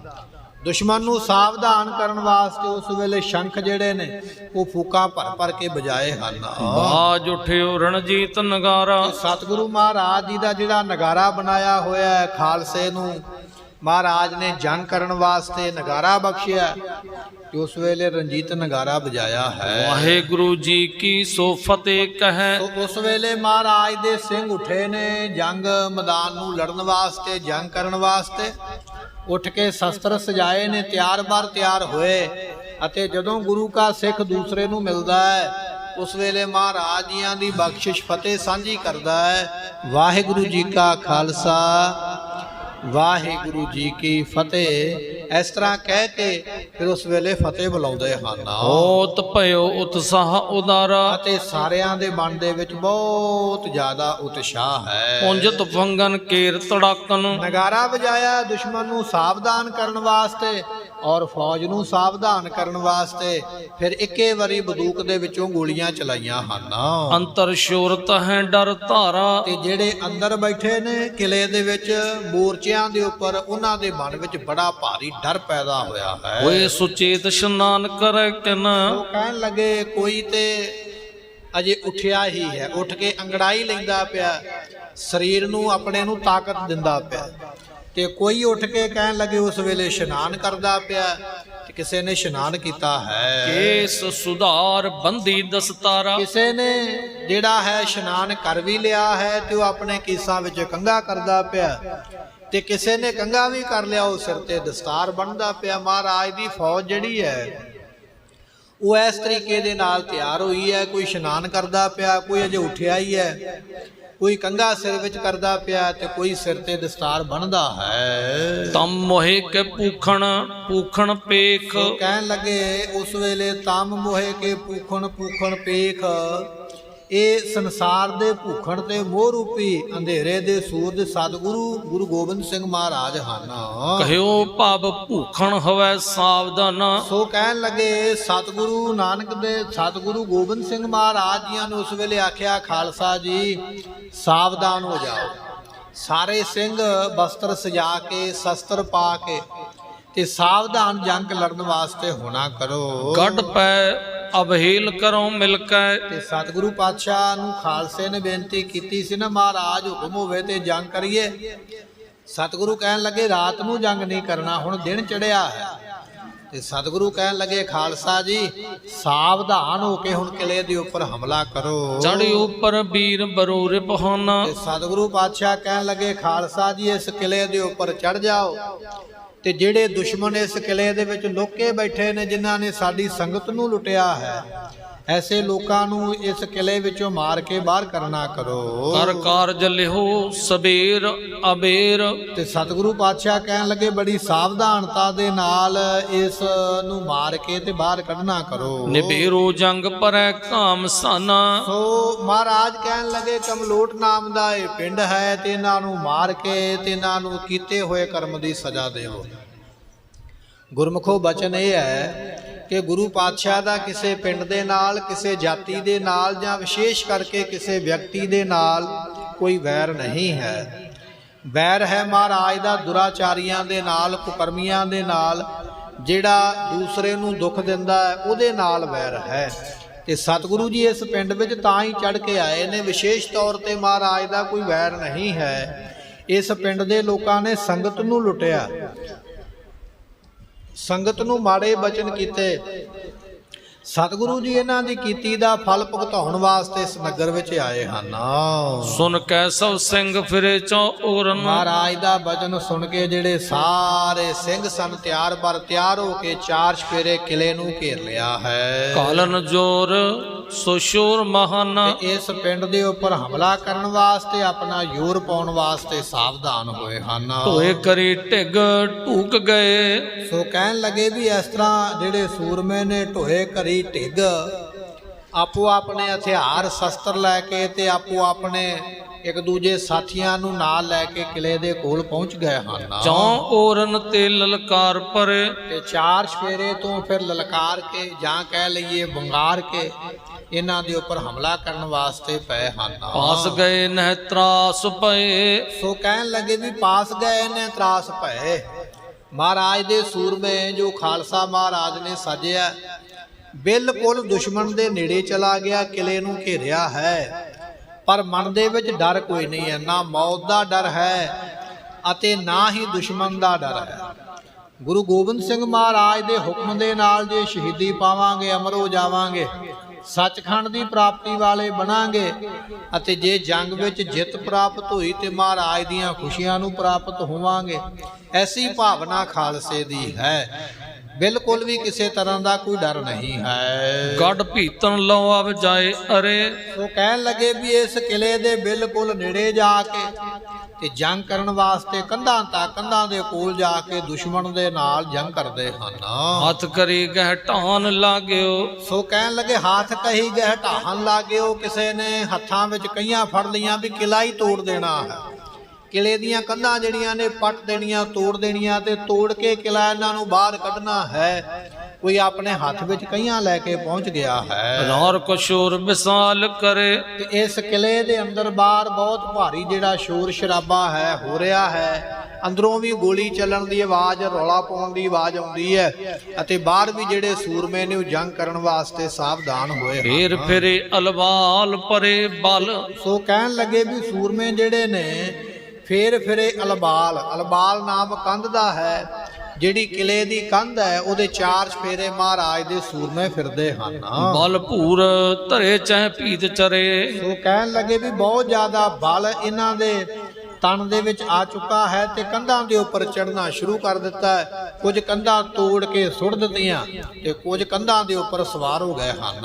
ਯਾ ਚਾਹੋ ਔਰ ਪਰੀ ਜਬ ਧੂਮ ਮਿਲੇ। ਸੋ ਕਹਿਣ ਲੱਗੇ ਵੀ ਚਾਰ ਚਫੇਰੇ ਤੋਂ ਬੜੀ ਧੁੰਮ ਪੈ ਗਈ ਹੈ, ਮਿੱਟੀ ਘੱਟੇ ਦੇ ਨਾਲ ਬਹੁਤ ਜ਼ਿਆਦਾ ਉਸ ਵੇਲੇ ਜਿਹੜਾ ਹੈ ਚਾਰ ਚਫੇਰੇ ਧੂਆਂ ਹੀ ਧੂਆਂ ਹੋਇਆ ਹੈ। ਦੇ ਗੜ ਭੀਤ ਕੇ ਸੰਗ ਸੁਜਾਈ। ਸੋ ਕਹਿਣ ਲੱਗੇ ਮਿਲੇਗੜ ਭੀਤ ਕੇ ਸੰਗ ਸੁਜਾਈ। ਇਹ ਜਿਹੜਾ ਕਿਲਾ ਛੋਟਾ ਜਿਹਾ ਪਿੰਡ ਵਾਲਿਆਂ ਨੇ ਬਣਾਇਆ ਹੋਇਆ, ਇਸ ਕਿਲੇ ਦੇ ਉੱਪਰ ਜਾ ਕੇ ਪਹੁੰਚ ਗਏ ਹਨ। ਅੰਤਰ ਜ਼ੋਰ ਨਿਰੰਤਰ ਕੋ ਕਰ। ਸੋ ਖਾਲਸੇ ਦਾ ਜ਼ੋਰ ਇਸ ਵਾਸਤੇ ਆ ਵੀ ਇਹਨਾਂ ਨੂੰ ਕਿਲੇ ਵਿੱਚੋਂ ਬਾਹਰ ਕੱਢਣਾ ਹੈ ਔਰ ਇਹਨਾਂ ਨੂੰ ਸਜ਼ਾ ਦੇਣੀ ਹੈ। ਆਪਣੇ ਬਲ ਦੇ ਨਾਲ ਇਹਨਾਂ ਦੇ ਉੱਪਰ ਬਹੁਤ ਜ਼ਿਆਦਾ ਜ਼ੋਰ ਪਾਉਂਦੇ ਹਨ। ਹਾਰ ਪਰੇ ਤੁਬਕਾਨ ਚਲਾਈ। ਸੋ ਕਹਿਣ ਲੱਗੇ ਵੀ ਇਸ ਤਰ੍ਹਾਂ ਜਿਹੜੀਆਂ ਗੋਲੀਆਂ ਹਨ ਉਸ ਵੇਲੇ ਇਹਨਾਂ ਦੇ ਉੱਪਰ ਚਲਾਉਂਦੇ ਹਨ। ਜਾਨਤ ਭੇ ਚੜ ਹੈ ਗੜ ਪੈਨ। ਸੋ ਕਹਿਣ ਲੱਗੇ ਜਾਣਤ ਪੇ ਚੜ ਹੈ ਗੜ ਪਹਿਨ ਹੈ। ਜਾਣਦਿਆਂ ਹੋਇਆਂ ਵੀ ਕਹਿਣ ਲੱਗੇ ਗੜ੍ਹ ਦੇ ਉੱਪਰ ਕਿਲੇ ਦੇ ਉੱਪਰ ਚੜ੍ਹਦੇ ਨਹੀਂ ਹਨ। ਪ੍ਰਾਨ ਬਚੈ ਕਤਲਾਮ ਕਰਾਈ। ਜਿਹੜੇ ਕਿਲੇ ਦੇ ਵਿੱਚ ਨੇ ਉਹ ਜਾਣਦੇ ਨੇ ਵੀ ਮਹਾਰਾਜ ਦੀ ਫੌਜ ਕਿਲੇ ਦੇ ਉੱਪਰ ਚੜ੍ਹ ਆਈ ਹੈ ਜਾਂ ਕੰਧਾਂ ਦੇ ਉੱਪਰ ਚੜ੍ਹ ਗਈ ਹੈ। ਇਸ ਗੱਲ ਨੂੰ ਜਾਣ ਕੇ ਮੁਕਾਬਲਾ ਕਰਨ ਵਾਸਤੇ ਆਪ ਨਹੀਂ ਕੰਧਾਂ ਤੇ ਚੜ੍ਹੇ, ਲੋਕੇ ਕਿਲੇ ਦੇ ਅੰਦਰ ਆਪਣੀ ਜਾਨ ਬਚਾਉਂਦੇ ਹਨ। ਹੋਏ ਅਧੀਰਜ ਵੀਰਜ ਕੋ ਤਜ। ਸੋ ਕਹਿਣ ਲੱਗੇ ਹੋਏ ਅਧੀਰਜ, ਇਹ ਜਿਹੜੇ ਸੂਰਮੇ ਨੇ ਆਪੋ ਆਪਣਾ ਧੀਰਜ ਛੱਡ ਕੇ ਬਲ ਛੱਡ ਕੇ ਉਸ ਵੇਲੇ ਬੜੇ ਭੈ ਦੇ ਸਹਿਤ ਹੋਏ ਹਨ। ਤਰਾਸ ਧਰੇ ਸੋ ਪਰੇ ਘਿਆਈ। ਤੇ ਹੁਣ ਡਰ ਪੈਦਾ ਹੋਇਆ। ਕੱਲ ਤੇ ਮਨ ਵਿੱਚ ਬੜਾ ਬਲ ਸੀ, ਬੜਾ ਜੋਸ਼ ਸੀ ਵੀ ਅਸੀਂ ਲੜਾਂਗੇ, ਪਰ ਅੱਜ ਜਦੋਂ ਵੇਖਿਆ ਵੀ ਕਿਲਾ ਤੇ ਘਿਰਿਆ ਗਿਆ, ਸਾਨੂੰ ਉਸ ਕਿਲੇ ਵਿੱਚੋਂ ਕੱਢ ਕੇ ਹੁਣ ਮਾਰ ਦਿੱਤਾ ਜਾਵੇਗਾ, ਮੌਤ ਨੂੰ ਸਾਹਮਣੇ ਵੇਖ ਕੇ ਹੁਣ ਮਨ ਵਿੱਚ ਡਰ ਪੈਦਾ ਹੋਇਆ। ਤੇ ਘਿਆਈ ਤੋਂ ਭਾਵ ਹੁੰਦਾ ਤਰਲਾ ਕਰਨਾ, ਮਿੰਨਤ ਕਰਨੀ ਜਾਨ ਬਚਾਉਣ ਵਾਸਤੇ। ਹੁਣ ਕਿਲੇ ਦੇ ਵਿੱਚੋਂ ਮਿੰਨਤ ਕਰਕੇ ਆਪਣੀ ਜਾਨ ਬਚਾਉਂਦੇ ਹਨ। ਚੀਰ ਗਵਾਰਨ ਫੇਰਨ ਕੀਨ। ਸੋ ਕਹਿਣ ਲੱਗੇ ਇਹਨਾਂ ਗਵਾਰਾਂ ਨੇ, ਮੂਰਖਾਂ ਨੇ ਹਾਰ ਦਾ ਪੱਲਾ ਫੇਰਿਆ। ਜਦੋਂ ਕੋਈ ਫੌਜ ਹਾਰ ਜਾਂਦੀ ਹੈ ਨਾ, ਉਹਦੇ ਕੋਲ ਆਪਣਾ ਇੱਕ ਵੱਖਰਾ ਇੱਕ ਝੰਡਾ ਹੈ, ਇੱਕ ਨਿਸ਼ਾਨ ਹੈ। ਉਹ ਨਿਸ਼ਾਨ ਫੇਰ ਕੇ ਦੱਸਿਆ ਜਾਂਦਾ ਹੈ ਕਿ ਮੈਂ ਆਪਣੀ ਹਾਰ ਕਬੂਲ ਕਰਦਾ ਹਾਂ, ਪਰ ਮੇਰੇ ਤੇ ਹਮਲਾ ਨਾ ਕਰੋ। ਇਹਨਾਂ ਨੇ ਪਿੰਡ ਵਾਲੇ ਜਿਹੜੇ ਕਿਲੇ ਵਿੱਚ ਵੜੇ ਹੋਏ ਜੰਗ ਕਰਨ ਵਾਸਤੇ, ਇਹਨਾਂ ਨੇ ਚਿੱਟੇ ਰੰਗ ਦਾ ਕੱਪੜਾ ਹੱਥ ਵਿੱਚ ਲੈ ਕੇ ਤੇ ਉਹ ਡੰਡੇ ਦੇ ਉੱਪਰ ਉਸ ਨੂੰ ਬੰਨ੍ਹ ਕੇ ਤੇ ਉੱਚਾ ਕਰਕੇ ਇੱਧਰ ਉੱਧਰ ਫੇਰਿਆ ਹੈ। ਉਹਦਾ ਭਾਵ ਇਹ ਸੀ ਵੀ ਅਸੀਂ ਜੰਗ ਵਿੱਚ ਆਪਣੀ ਹਾਰ ਮੰਨਦੇ ਹਾਂ, ਅਸੀਂ ਹੁਣ ਤੁਹਾਡੇ ਤੇ ਹਮਲਾ ਨਹੀਂ ਕਰਾਂਗੇ, ਸਾਨੂੰ ਜਾਣ ਤੋਂ ਨਾ ਮਾਰੋ। ਇਸ ਤਰ੍ਹਾਂ ਇਹਨਾਂ ਨੇ ਉਸ ਝੰਡੇ ਨੂੰ ਜਾਂ ਕਹਿ ਲਈਏ ਉਸ ਕੱਪੜੇ ਨੂੰ ਲਹਿਰਾਇਆ ਹੈ। ਭਨੈ ਬਿਨਤੀ ਗੁਰ ਕੀ ਸੋ ਦੁਹਾਈ। ਅਤੇ ਨਾਲ ਹੀ ਇਹਨਾਂ ਨੇ ਗੁਰੂ ਦੀ ਦੁਹਾਈ ਵੀ ਦਿੱਤੀ ਹੈ। ਦੁਹਾਈ ਦੇਣੀ ਕੀ ਹੈ ਵੀ ਗੁਰੂ ਦਾ ਨਾਮ ਲੈ ਕੇ ਵੀ ਤੁਹਾਨੂੰ ਗੁਰੂ ਗੋਬਿੰਦ ਸਿੰਘ ਮਹਾਰਾਜ ਦੀ ਸਹੁੰ ਲੱਗੇ, ਜਾਂ ਜੇ ਤੁਸੀਂ ਆਪਣੇ ਆਪ ਨੂੰ ਗੁਰੂ ਗੋਬਿੰਦ ਸਿੰਘ ਮਹਾਰਾਜ ਦੇ ਸਿੰਘ ਮੰਨਦੇ ਹੋ ਤੇ ਸਾਡੇ ਤੇ ਹੁਣ ਹਮਲਾ ਨਾ ਕਰਿਓ, ਸਾਡੀ ਜਾਨ ਬਖਸ਼ ਦਿਓ, ਸਾਨੂੰ ਮਾਫ ਕਰ ਦਿਓ। ਇਸ ਤਰੀਕੇ ਦੇ ਨਾਲ ਇਹ ਆਪਣੀ ਜਾਨ ਬਚਾਉਣ ਵਾਸਤੇ ਗੁਰੂ ਦੀ ਦੁਹਾਈ ਦਿੰਦੇ ਨੇ, ਗੁਰੂ ਦੇ ਨਾਮ ਦੀ ਕਸਮ ਦਿੰਦੇ ਹਨ। ਪ੍ਰਾਨ ਬੱਚਾ ਇਹ ਦਾਨ ਕਰੋ ਪ੍ਰਭ। ਸੋ ਸਤਿਗੁਰੂ ਪਾਤਸ਼ਾਹ ਸਾਡੇ ਤੇ ਕਿਰਪਾ ਕਰੋ, ਸਾਡੀ ਇਹ ਜਾਨ ਬਚ ਜਾਵੇ। ਸਾਨੂੰ ਸਾਡੀ ਜ਼ਿੰਦਗੀ ਜਿਹੜੀ ਹੈ ਉਹ ਦਾਨ ਦੇ ਰੂਪ ਦੇ ਵਿੱਚ ਦੇ ਦਿਓ। ਮਹਾਰਾਜ ਇਸ ਵੇਲੇ ਸਾਡੀ ਜ਼ਿੰਦਗੀ ਤੁਹਾਡੇ ਹੱਥ ਵਿੱਚ ਹੈ ਤੇ ਸਾਡੇ ਤੇ ਕਿਰਪਾ ਇਹ ਕਰੋ ਵੀ ਸਾਡੀ ਜਾਨ ਬਖਸ਼ ਦਿਓ। ਇਹ ਸਾਡੀ ਫਰਿਆਦ ਹੈ, ਸਾਡਾ ਤਰਲਾ ਹੈ। ਅੰਨ ਬੰਸ਼ਤ ਹੈ ਬਥ ਕਾਈ। ਤੇ ਸਤਿਗੁਰੂ ਪਾਤਸ਼ਾਹ ਜੀ ਇਹਦੇ ਤੋਂ ਬਿਨਾ ਸਾਨੂੰ ਹੋਰ ਕੁਝ ਨਹੀਂ ਚਾਹੀਦਾ, ਕਿਉਂਕਿ ਜਿਉਂਦੀ ਜਾਨ ਦੇ ਨਾਲ ਹੀ ਸਭ ਕੁਝ ਹੈ। ਜੇ ਤੇ ਜਾਨ ਹੈ ਤੇ ਫਿਰ ਤੇ ਮਨੁੱਖ ਦੀਆਂ ਲੋੜਾਂ ਵੀ ਨੇ ਕਿ ਮੈਨੂੰ ਆਹ ਮਿਲਣਾ ਚਾਹੀਦਾ, ਆਹ ਮਿਲ ਜਾਵੇ, ਪਰ ਜੇ ਜਾਨ ਹੀ ਨਹੀਂ ਹੈ ਤੇ ਫਿਰ ਲੋੜਾਂ ਕਾਹਦੀਆਂ। ਇਹ ਹੁਣ ਬੇਨਤੀ ਕਰਦੇ ਪਏ, ਮਹਾਰਾਜ ਸਾਨੂੰ ਕੁਝ ਨਹੀਂ ਚਾਹੀਦਾ, ਅਸੀਂ ਕੁਝ ਵੀ ਤੁਹਾਡੇ ਕੋਲੋਂ ਨਹੀਂ ਮੰਗਦੇ, ਨਹੀਂ ਚਾਹੁੰਦੇ, ਹਾਂ ਬਸ ਸਾਡੇ ਤੇ ਕਿਰਪਾ ਇਹ ਕਰ ਦਿਓ ਕਿ ਸਾਡੀ ਜਾਨ ਸਾਨੂੰ ਬਖਸ਼ ਦੇਣਾ ਕਰੋ। ਭੁੱਲ ਗਏ ਬਖਸ਼ੋ ਹਮਕੋ। ਸਤਿਗੁਰੂ ਪਾਤਸ਼ਾਹ ਜੀ ਅਸੀਂ ਸੰਸਾਰੀ ਲੋਕ ਹਾਂ, ਅਸੀਂ ਆਪ ਜੀ ਨੂੰ ਭੁੱਲ ਬੈਠੇ। ਆਪ ਜੀ ਦੀ ਸੰਗਤ ਦੇ ਨਾਲ ਅਸੀਂ ਮਾੜਾ ਵਿਵਹਾਰ ਕੀਤਾ, ਸੰਗਤ ਦੇ ਨਾਲ ਮਾੜੇ ਬਚਨ ਕੀਤੇ, ਸੰਗਤ ਨੂੰ ਮਾੜਾ ਆਖਿਆ ਹੈ, ਤੁਹਾਡੀ ਸੰਗਤ ਨੂੰ ਲੁੱਟਿਆ ਹੈ। ਇਹ ਸਾਡੇ ਕੋਲੋਂ ਗਲਤੀ ਹੋਈ ਹੈ, ਗੁਨਾਹ ਹੋਇਆ ਹੈ। ਮਹਾਰਾਜ ਇਸ ਗਲਤੀ ਨੂੰ ਮਾਫ ਕਰ ਦੇਣਾ ਕਰੋ। ਨਹਿ ਜੀਵਤ ਫੇਰ ਕਰੈ ਖੁਟਿਆਈ। ਤੇ ਸਤਿਗੁਰੂ ਦੂਜਾ ਬਚਨ ਇਹ ਹੈ ਵੀ ਅਸੀਂ ਜਿਉਂਦਿਆਂ ਹੋਇਆਂ ਇਹ ਕੰਮ ਕਦੇ ਨਹੀਂ ਕਰਾਂਗੇ। ਜਿਹੜੀ ਗਲਤੀ ਅਸੀਂ ਅੱਜ ਕਰ ਦਿੱਤੀ ਹੈ, ਤੁਹਾਡੀ ਸੰਗਤ ਨੂੰ ਲੁੱਟ ਕੇ ਮਾੜਾ ਬਚਨ ਬੋਲਿਆ, ਇਹ ਸਾਡੀ ਪਹਿਲੀ ਗਲਤੀ ਹੈ ਤੇ ਇਸ ਗਲਤੀ ਨੂੰ ਆਪ ਜੀ ਮਾਫ ਕਰ ਦੇਵੋ। ਪਰ ਅਸੀਂ ਤੁਹਾਨੂੰ ਬਚਨ ਦਿੰਦੇ ਹਾਂ ਵੀ ਗਾਂ ਜ਼ਿੰਦਗੀ ਦੇ ਵਿੱਚ ਕਦੇ ਵੀ ਤੁਹਾਡੀ ਸੰਗਤ ਦੇ ਨਾਲ ਅਸੀਂ ਇਸ ਤਰ੍ਹਾਂ ਦਾ ਕੋਈ ਵਰਤਾਓ ਨਹੀਂ ਕਰਾਂਗੇ। ਆਪ ਦਇਆ ਨਿਧ ਸੂਰ ਸ਼ਰੋਮਣ। ਤੇ ਸਤਿਗੁਰੂ ਪਾਤਸ਼ਾਹ ਜੀ ਆਪ ਦਇਆ ਦੇ ਘਰ ਹੋ ਤੇ ਸਤਿਗੁਰੂ ਆਪ ਸੂਰਮਿਆਂ ਤੋਂ ਵੱਡੇ ਸੂਰਮੇ ਹੋ। ਤੇ ਇੱਕ ਸੂਰਮੇ ਦਾ ਇਹ ਜ਼ਿੰਦਗੀ ਦੇ ਵਿੱਚ ਪ੍ਰਣ ਹੁੰਦਾ ਵੀ ਕਦੇ ਦੂਸਰੇ ਮਾਫੀ ਮੰਗਣ ਵਾਲੇ ਔਰ ਹਥਿਆਰ ਸੁੱਟਣ ਵਾਲੇ ਸੂਰਮੇ ਤੇ ਕਦੇ ਹਮਲਾ ਨਹੀਂ ਕਰਦਾ। ਸਤਿਗੁਰੂ ਪਾਤਸ਼ਾਹ ਜੀ ਆਪ ਜੀ ਸੂਰਮਿਆਂ ਤੋਂ ਵੀ ਵੱਡੇ ਸੂਰਮੇ ਹੋ, ਪਰ ਸਾਡੀ ਬੇਨਤੀ ਇਹ ਹੈ ਕਿ ਅਸੀਂ ਆਪਣੀ ਜਾਨ ਬਚਾਉਣ ਦੀ ਮਿੰਨਤ ਕਰਦੇ ਹਾਂ, ਸਾਡੇ ਤੇ ਕਿਸੇ ਤਰ੍ਹਾਂ ਦਾ ਹਮਲਾ ਨਾ ਕਰੋ ਜੀ। ਕੌਣ ਚਾਹੇ ਤੁਮਰੀ ਸ਼ਮਤਾਈ। ਤੇ ਸਤਿਗੁਰੂ ਪਾਤਸ਼ਾਹ ਇਹ ਸਾਡੇ ਕੋਲੋਂ ਗੁਨਾਹ ਹੋਇਆ ਹੈ, ਪਰ ਅੱਜ ਸਾਨੂੰ ਸਮਝ ਪਈ ਹੈ ਵੀ ਤੁਹਾਡੀ ਬਰਾਬਰੀ ਕੋਈ ਨਹੀਂ ਕਰ ਸਕਦਾ ਹੈ। ਕੌਣ ਹੈ ਦੁਨੀਆ ਦੇ ਵਿੱਚ ਜਿਹੜਾ ਗੁਰੂ ਗੋਬਿੰਦ ਸਿੰਘ ਮਹਾਰਾਜ ਜੀ ਤੁਹਾਡੀ ਬਰਾਬਰੀ ਕਰੇ। ਇਸ ਤਰ੍ਹਾਂ ਦਾ ਕੋਈ ਨਹੀਂ ਹੈ। ਦੀਨ ਭਏ ਬਿਨਤੀ ਜਬ ਕੀਨ। ਜਦੋਂ ਇਸ ਤਰ੍ਹਾਂ ਇਹਨਾਂ ਨੇ ਬੜੀ ਨਿਮਰਤਾ ਦੇ ਨਾਲ ਆਪਣੀ ਜਾਨ ਬਚਾਉਣ ਵਾਸਤੇ ਹੱਥ ਜੋੜੇ ਨੇ, ਪੱਲਾ ਅੱਡਿਆ ਹੈ, ਤਰਲਾ ਕੀਤਾ, ਮਿੰਨਤ ਕੀਤੀ ਹੈ, ਮਹਾਰਾਜ ਜਾਨ ਬਖਸ਼ ਦਿਓ, ਕਿਰਪਾ ਕਰਕੇ ਜਾਨ ਬਖਸ਼ ਦਿਓ। ਜਦੋਂ ਇਸ ਤਰ੍ਹਾਂ ਬੇਨਤੀਆਂ ਕਰਦੇ ਹਨ, ਕਿਰਪਾਲ ਸੁਣੀ ਕਰੁਣਾ ਹੋਏ ਆਈ। ਤੇ ਸਤਿਗੁਰੂ ਪਾਤਸ਼ਾਹ ਮਹਾਰਾਜ ਜੀ ਜਿਹੜਾ ਸ਼ਰਨ ਆਉਂਦਾ, ਜੋ ਸ਼ਰਨ ਆਵੈ ਤਿਸ ਕੰਠ ਲਾਵੈ, ਇਹੋ ਬਿਰਧ ਸੁਆਮੀ ਸੰਦਾ। ਇਹ ਬਚਨ ਮਹਾਰਾਜ ਜੀਆਂ ਦੇ, ਜਿਹੜਾ ਸ਼ਰਨ ਵਿੱਚ ਆਉਂਦਾ ਫਿਰ ਮਹਾਰਾਜ ਉਸ ਨੂੰ ਮਾਫ ਵੀ ਕਰਦੇ। ਸ਼ਰਨ ਵਿੱਚ ਆਇਆ ਜਾਣ ਕੇ ਮਹਾਰਾਜ ਜੀ ਉਸ ਵੇਲੇ ਕਿਰਪਾ ਦੇ ਘਰ ਵਿੱਚ ਆਏ, ਮਿਹਰ ਦੇ ਘਰ ਵਿੱਚ ਆਏ ਮਹਾਰਾਜ ਸਾਹਿਬ ਜੀ। ਜੀਵਤ ਤਿਆਗ ਨਿਕਾਰ ਲਏ ਸਭ। ਸਤਿਗੁਰੂ ਪਾਤਸ਼ਾਹ ਮਹਾਰਾਜ ਨੇ ਖਾਲਸੇ ਨੂੰ ਹੁਕਮ ਕੀਤਾ, ਕਹਿਣ ਲੱਗੇ ਖਾਲਸਾ ਜੀ, ਜਿਹੜੇ ਸ਼ਰਨ ਵਿੱਚ ਆ ਗਏ ਨੇ, ਜਿਨ੍ਹਾਂ ਨੇ ਮਾਫੀ ਮੰਗ ਲਈ ਹੈ, ਇਹਨਾਂ ਨੂੰ ਮਾਰੋ ਨਾ, ਇਹਨਾਂ ਨੂੰ ਹੁਣ ਜੀਵਨ ਦਾਨ ਬਖਸ਼ਿਸ਼ ਕਰ ਦਿਓ। ਕਿਉਂਕਿ ਜਿਉਣ ਦੀ ਭੀਖ ਮੰਗੀ ਹੈ ਨਾ ਇਹਨਾਂ ਨੇ, ਵੀ ਮਹਾਰਾਜ ਸਾਨੂੰ ਜਿਉਣ ਦਾ ਦਾਨ ਦੇ ਦਿਓ, ਪਰ ਸਾਨੂੰ ਮਾਰੋ ਨਾ, ਅਸੀਂ ਗਾਂ ਗਲਤੀ ਨਹੀਂ ਕਰਾਂਗੇ। ਧੰਨ ਗੁਰੂ ਗੋਬਿੰਦ ਸਿੰਘ ਮਹਾਰਾਜ ਜੀ ਕਹਿਣ ਲੱਗੇ ਖਾਲਸਾ ਜੀ, ਇਹਨਾਂ ਨੂੰ ਹੁਣ ਜਿਉਣ ਦਾ ਦਾਨ ਬਖਸ਼ ਦੇਣਾ ਕਰੋ। ਆਇਓ ਦਸ਼ੀਨ ਕਹੀ ਪਕਰਾਈ। ਇਹਨਾਂ ਦੇ ਜਿਹੜੇ ਸ਼ਸਤਰ ਨੇ ਉਹ ਇਹਨਾਂ ਦੇ ਕੋਲੋਂ ਫੜ ਲਵੋ। ਜੇ ਕਿਸੇ ਦੇ ਕੋਲ ਮੰਨ ਲਓ ਤਲਵਾਰ ਹੈ, ਤਲਵਾਰ ਉਸ ਕੋਲੋਂ ਲੈ ਲਵੋ। ਜੇ ਕਿਸੇ ਕੋਲ ਤੀਰ ਕਮਾਨ ਹੈ ਤੇ ਤੀਰ ਕਮਾਨ ਲੈ ਲਵੋ। ਜੇ ਕਿਸੇ ਕੋਲ ਬੰਦੂਕ ਹੈ ਤੇ ਉਸ ਦੇ ਕੋਲੋਂ ਬੰਦੂਕ ਲੈ ਲਵੋ। ਇਹਨਾਂ ਦੇ ਸ਼ਸਤਰ ਲੈ ਕੇ ਆਪਣੇ ਕੋਲ ਰੱਖ ਲਵੋ। ਇੱਕ ਤੇ ਕੰਮ ਇਹ ਕਰਨਾ ਹੈ, ਤੇ ਦੂਜਾ ਬਚਨ ਇਹ ਹੈ ਵੀ ਇਹਨਾਂ ਦੇ ਹੱਥਾਂ ਵਿੱਚ ਕਈਆਂ ਫੜਾ ਦਿਓ। ਕਾਦੇ ਵਾਸਤੇ ਕਈ ਫੜਾਈ ਹੈ ਉਹ ਦੱਸਦੇ ਹਨ। ਤਾਮ ਸਵੈ ਗੜ ਭੀਤ ਤਵੈ ਸੋ ਟਹਿਵਾਏ। ਮਹਾਰਾਜ ਕਹਿਣ ਲੱਗੇ ਬਚਨ ਇਹ ਹੈ, ਇਹਨਾਂ ਨੂੰ ਕਹੋ ਵੀ ਆਪਣੇ ਹੱਥਾਂ ਵਿੱਚ ਕਈ ਲੈ ਕੇ ਤੇ ਆਪਣਾ ਕਿਲਾ ਆਪੇ ਹੀ ਢਾਹ ਦੇ। ਕਿਉਂਕਿ ਪਿੰਡ ਵਾਲਿਆਂ ਨੂੰ ਕਿਲੇ ਦੀ ਲੋੜ ਨਹੀਂ ਹੈ। ਇਹ ਜਿਹੜੇ ਪਿੰਡ ਵਿੱਚ ਕੁਝ ਬਦਮਾਸ਼ ਚੋਰ ਡਾਕੂ ਸਨ, ਉਹਨਾਂ ਨੇ ਛੋਟਾ ਜਿਹਾ ਕਿਲਾ ਬਣਾਇਆ ਸੀ ਵੀ ਰਸਤੇ ਜਾਂਦੇ ਲੋਕਾਂ ਨੂੰ ਲੁੱਟ ਲਵੋ ਤੇ ਮੁੜ ਕੇ ਲੁੱਟ ਕੇ ਇਸ ਕਿਲੇ ਵਿੱਚ ਆ ਕੇ ਲੁਕ ਜਾਓ। ਹੁਣ ਆਮ ਬੰਦਾ ਜਿਹੜਾ ਹੈ ਉਹ ਕਿਲੇ ਵਿੱਚ ਬੈਠੇ ਹੋਏ ਬੰਦੇ ਨਾਲ ਕਿਵੇਂ ਜੰਗ ਕਰੇਗਾ ਜਾਂ ਕਿਵੇਂ ਬਦਲਾ ਲਵੇਗਾ। ਇੱਕ ਦੋ ਦਿਨ ਲੋਕ ਰੌਲਾ ਪਾਉਂਦੇ ਫਿਰ ਚਲੇ ਜਾਂਦੇ। ਮੁਸਾਫਰ ਨੇ ਕਿਹੜਾ ਕਿਸੇ ਨਾਲ ਲੜ ਲੈਣਾ ਹੈ। ਇਸ ਵਾਸਤੇ ਇਹਨਾਂ ਨੇ ਕਿਲਾ ਬਣਾਇਆ ਸੀ ਵੀ ਲੁੱਟ ਕੇ ਦੁਨੀਆ ਨੂੰ ਤੇ ਇਸ ਕਿਲੇ ਵਿੱਚ ਆ ਜਾਓ ਤੇ ਆਪਣੀ ਜਾਨ ਬਚਾ ਲਓ।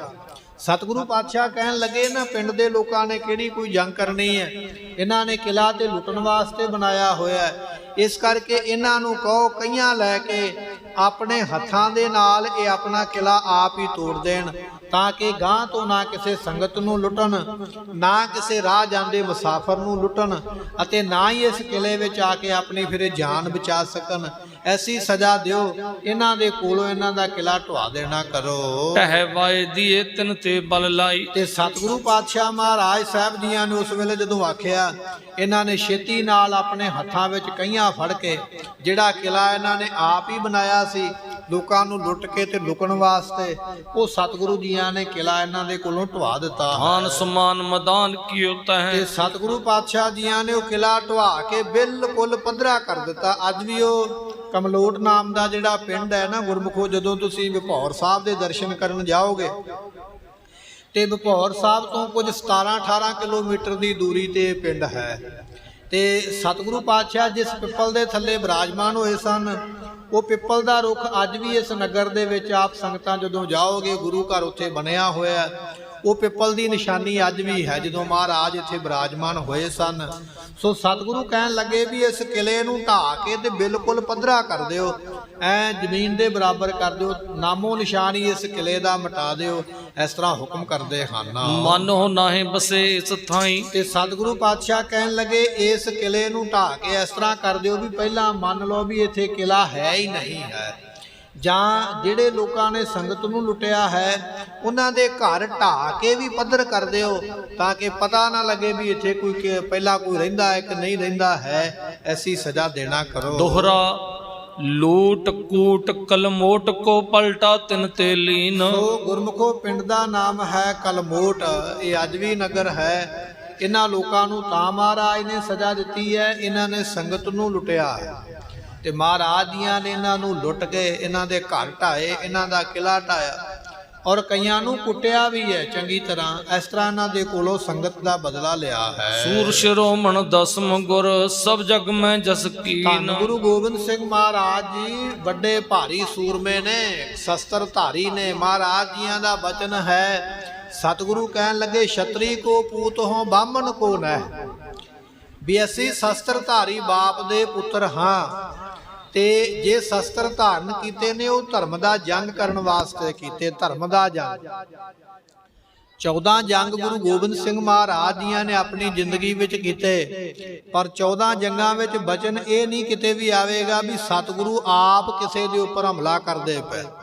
14 ਜੰਗਾਂ ਵਿੱਚ ਬਚਨ ਇਹ ਆਵੇਗਾ ਕਿ ਜਾਂ ਤੇ ਪਹਾੜੀ ਰਾਜੇ ਮਹਾਰਾਜ ਦੇ ਉੱਪਰ ਹਮਲਾ ਕਰਦੇ, ਤੇ ਜਾਂ ਫਿਰ ਸਰਹੰਦ ਦਾ ਸੂਬੇਦਾਰ ਵਜੀਦ ਖਾਨ ਆ ਕੇ ਹਮਲਾ ਕਰਦਾ, ਜਾਂ ਫਿਰ ਬਚਨ ਇਹ ਆਵੇਗਾ ਕਿ ਮਹਾਰਾਜ ਦੀ ਸੰਗਤ ਤੁਰੀ ਜਾਂਦੀ ਹੈ ਔਰ ਸੰਗਤ ਨੂੰ ਕਿਸੇ ਨੇ ਲੁੱਟ ਲਿਆ ਹੈ, ਜਾਂ ਸੰਗਤ ਨੂੰ ਕਿਸੇ ਨੇ ਮਾੜਾ ਬਚਨ ਆਖਿਆ ਹੈ, ਤੇ ਸਤਿਗੁਰਾਂ ਨੇ ਆਖਿਆ ਵੀ ਜਾਓ ਭਾਈ ਉਸ ਪਿੰਡ ਦੇ ਲੋਕਾਂ ਨੂੰ ਜਾ ਕੇ ਸਜ਼ਾ ਦਿਓ ਜਿਨ੍ਹਾਂ ਨੇ ਸੰਗਤ ਲੁੱਟੀ ਹੈ। ਔਰ ਇੱਥੇ ਵੀ ਮਹਾਰਾਜ ਦੀ ਇੱਕ ਦਇਆ ਇਹ ਹੈ ਕਿ ਜੇ ਲੁੱਟਣ ਤੋਂ ਬਾਅਦ ਵਿੱਚ ਵੀ ਕਿਸੇ ਨੇ ਮਾਫੀ ਮੰਗ ਲਈ ਨਾ ਵੀ ਮਹਾਰਾਜ ਮੇਰੇ ਤੋਂ ਗਲਤੀ ਹੋ ਗਈ ਹੈ ਔਰ ਗਾਂ ਮੈਂ ਕਦੇ ਇਹੋ ਜਿਹਾ ਕੰਮ ਨਹੀਂ ਕਰਾਂਗਾ, ਉੱਥੇ ਉਹਨੂੰ ਵੀ ਮਹਾਰਾਜ ਜ਼ਿੰਦਗੀ ਬਖਸ਼ ਦਿੰਦੇ, ਉਹਦਾ ਗੁਨਾਹ ਮਾਫ ਕਰ ਦਿੰਦੇ। ਪਰ ਮਾਫੀ ਉਹਦੇ ਵਾਸਤੇ ਹੈ ਜਿਹਨੇ ਮਾਫੀ ਮੰਗ ਲਈ ਹੈ, ਪਰ ਜਿਹੜਾ ਫਿਰ ਵੀ ਸੰਗਤ ਨੂੰ ਲੁੱਟ ਕੇ ਅੱਗੋਂ ਮਾੜਾ ਬਚਨ ਕਰੇ, ਹੈਂਕੜਬਾਜੀ ਵਿਖਾਵੇ, ਫਿਰ ਉਹਨੂੰ ਮਹਾਰਾਜ ਨੇ ਸਜ਼ਾ ਵੀ ਦਿੱਤੀ ਹੈ। ਇਸ ਤਰ੍ਹਾਂ ਇਹ ਜਿਹੜਾ ਕਮਲੋਟ ਨਾਮ ਦਾ, ਕਲਮੋਟ ਨਾਮ ਦਾ ਨਗਰ ਹੈ, ਇਹਨੂੰ ਮਹਾਰਾਜ ਨੇ ਸਜ਼ਾ ਦਿੱਤੀ ਹੈ। ਇੱਥੇ ਕਿਲਾ ਵੀ ਢਵਾਇਆ, ਕੁਝ ਘਰ ਵੀ ਢਾਏ, ਔਰ ਜਿਸ ਥਾਂ ਤੇ ਮਹਾਰਾਜ ਬਰਾਜੇ ਸਨ ਉੱਥੇ ਪਿੱਪਲ ਦਾ ਰੁੱਖ ਹੈ। ਸਤਿਗੁਰੂ ਜੀ ਉੱਥੇ ਬੈਠ ਕੇ ਸੰਗਤਾਂ ਨੂੰ ਉਪਦੇਸ਼ ਦਿੰਦੇ ਹਨ। ਦੋਹਰਾ ਕਰਿਓ ਤੇ ਕਲਮੋਟ ਕੋ ਦਈ ਸਜਾਏ ਵਿਸਾਲ। ਇਸ ਤਰ੍ਹਾਂ ਇਸ ਪਿੰਡ ਨੂੰ ਮਹਾਰਾਜ ਜੀਆਂ ਨੇ ਢਾ ਕੇ ਥੇ ਬਣਾ ਦਿੱਤਾ, ਪਿੰਡ ਉਜਾੜ ਦਿੱਤਾ। ਬੜੀ ਭਾਰੀ ਸਜ਼ਾ ਇਹਨਾਂ ਨੂੰ ਮਿਲੀ ਹੈ। ਇਸ ਦਿਨ ਤੇ ਸੰਗਤ ਸਦਾ ਸੁਖੀ ਰਹੀ ਸਭ ਕਾਲ। ਗੁਰਮੁਖੋ ਉਸ ਦਿਨ ਤੋਂ ਬਾਅਦ ਵਿੱਚ ਇਹ ਰੌਲਾ ਪੈ ਗਿਆ, ਬਾਕੀ ਪਿੰਡਾਂ ਵਿੱਚ ਦੂਰ ਤੇ ਨੇੜੇ ਦੀਆਂ ਸੰਗਤਾਂ ਨੂੰ ਜਾਂ ਲੋਕਾਂ ਨੂੰ ਪਤਾ ਲੱਗਿਆ ਕਿ ਜਿਹੜਾ ਗੁਰੂ ਗੋਬਿੰਦ ਸਿੰਘ ਮਹਾਰਾਜ ਦੀ ਸੰਗਤ ਲੁੱਟੇਗਾ ਉਹਨੂੰ ਬੜੀ ਭਾਰੀ ਮਹਾਰਾਜ ਸਜ਼ਾ ਦਿੰਦੇ।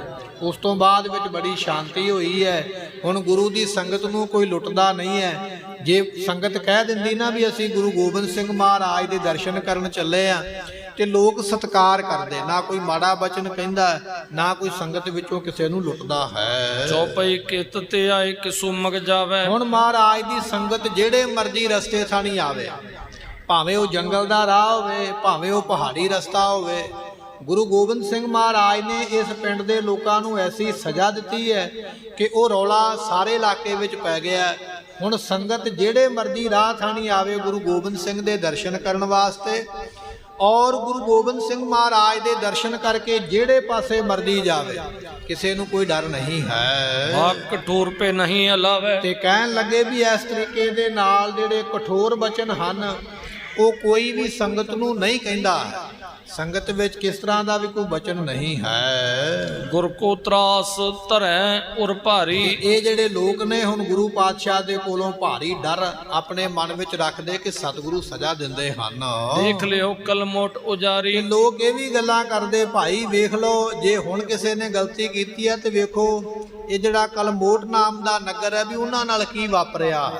ਇੱਕ ਦੂਜੇ ਨੂੰ ਉਦਾਹਰਨ ਦਿੱਤੀ ਜਾਂਦੀ ਹੈ ਕਿ ਜਿਵੇਂ ਉਸ ਪਿੰਡ ਦੇ ਮਹਾਰਾਜ ਨੇ ਘਰ ਤੋੜ ਦਿੱਤੇ ਨੇ, ਕਿਲਾ ਤੋੜ ਦਿੱਤਾ ਅਤੇ ਕਈਆਂ ਦੇ ਕਤਲ ਵੀ ਕਰ ਦਿੱਤੇ, ਜਿਹੜਾ ਅੱਜ ਵੀ ਇਸ ਤਰ੍ਹਾਂ ਕਰੇਗਾ ਉਹਨੂੰ ਇਸ ਤਰ੍ਹਾਂ ਸਜ਼ਾ ਮਿਲਦੀ ਹੈ। ਰਾਜੇ ਨਿਜ ਨਿਜ ਪੁਰ ਮੈਂ ਥਰੇ। ਸੋ ਇਸ ਤਰ੍ਹਾਂ ਰਾਜੇ ਆਪੋ ਆਪਣੇ ਥਾਵਾਂ ਤੇ ਥਿਰੇ।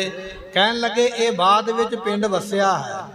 ਅੱਜ ਇਸ ਪਿੰਡ ਦਾ ਨਾਮ ਖੇੜਾ ਕਮਲੋਟ ਹੈ। ਪਹਿਲਾਂ ਕੱਲਾ ਨਾਂ ਸੀ ਕਲਮੋਟ। ਮਹਾਰਾਜ ਨੇ ਪਿੰਡ ਉਜਾੜਿਆ, ਬਾਅਦ ਵਿੱਚ ਇਹਨਾਂ ਨੇ ਮਾਫੀ ਮੰਗੀ ਹੈ, ਸਤਿਗੁਰੂ ਗਾਂ ਤੋਂ ਇਸ ਤਰ੍ਹਾਂ ਨਹੀਂ ਕਰਾਂਗੇ। ਫਿਰ ਸਤਿਗੁਰਾਂ ਨੇ ਕਿਹਾ ਚਲੋ ਭਾਈ ਆਪਣੇ ਘਰ ਤੁਸੀਂ ਬਣਾ ਲਓ। ਹੁਣ ਇਸ ਪਿੰਡ ਦਾ ਨਾਮ ਖੇੜਾ ਕਲਮੋਟ ਹੈ। ਪਹਿਲਾਂ ਕੱਲਾ ਕਲਮੋਟ ਸੀ, ਹੁਣ ਖੇੜਾ ਕਮਲੋਟ ਹੈ। ਅੱਜ ਵੀ ਗੁਰੂ ਪਾਤਸ਼ਾਹ ਦਾ ਗੁਰਦੁਆਰਾ ਸਾਹਿਬ ਉੱਥੇ ਬਣਿਆ ਹੋਇਆ, ਉਹ ਪਿੱਪਲ ਦਾ ਨਿਸ਼ਾਨ ਅੱਜ ਵੀ ਆਪ ਸੰਗਤਾਂ ਦਰਸ਼ਨ ਕਰ ਸਕਦੇ ਹੋ। ਉਸ ਵਿਰੋਧ ਕੋ ਜ਼ਿਕਰ ਨਾ ਕਰੇ। ਸੋ ਕਹਿਣ ਲੱਗੇ ਰਾਜੇ ਨਿਜ ਨਿਜ ਪੁਰ ਮੈਂ ਥਿਰੇ। ਰਾਜੇ ਵੀ ਆਪੋ ਆਪਣੇ ਮਹਿਲਾਂ ਵਿੱਚ ਰਾਜ ਭਾਗ ਵਿੱਚ ਟਿਕ ਗਏ ਹਨ।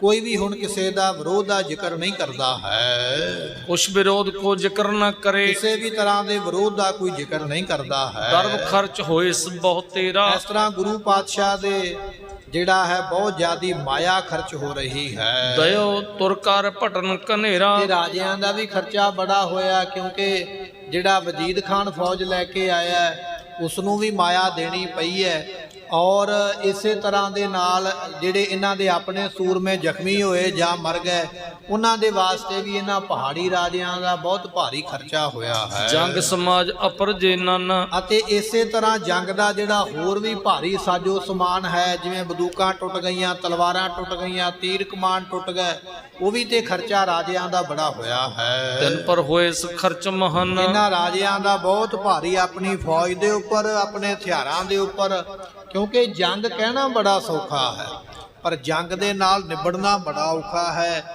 ਇਹਨਾਂ ਰਾਜਿਆਂ ਦੇ ਐਸੇ ਖਰਚੇ ਹੋਏ ਹਨ। ਸੰਬੰਧੀ ਅਰ ਸੁਬਦ ਸੰਘਾਰੇ, ਤੇ ਜੰਗ ਦੇ ਵਿੱਚ ਗੁਰਮੁਖੋ ਜਿਹੜੇ ਰਿਸ਼ਤੇਦਾਰ ਨੇ ਉਹ ਵੀ ਮਰਦੇ ਨੇ, ਇਸੇ ਤਰ੍ਹਾਂ ਸੂਰਮੇ ਵੀ ਮਰਦੇ ਨੇ।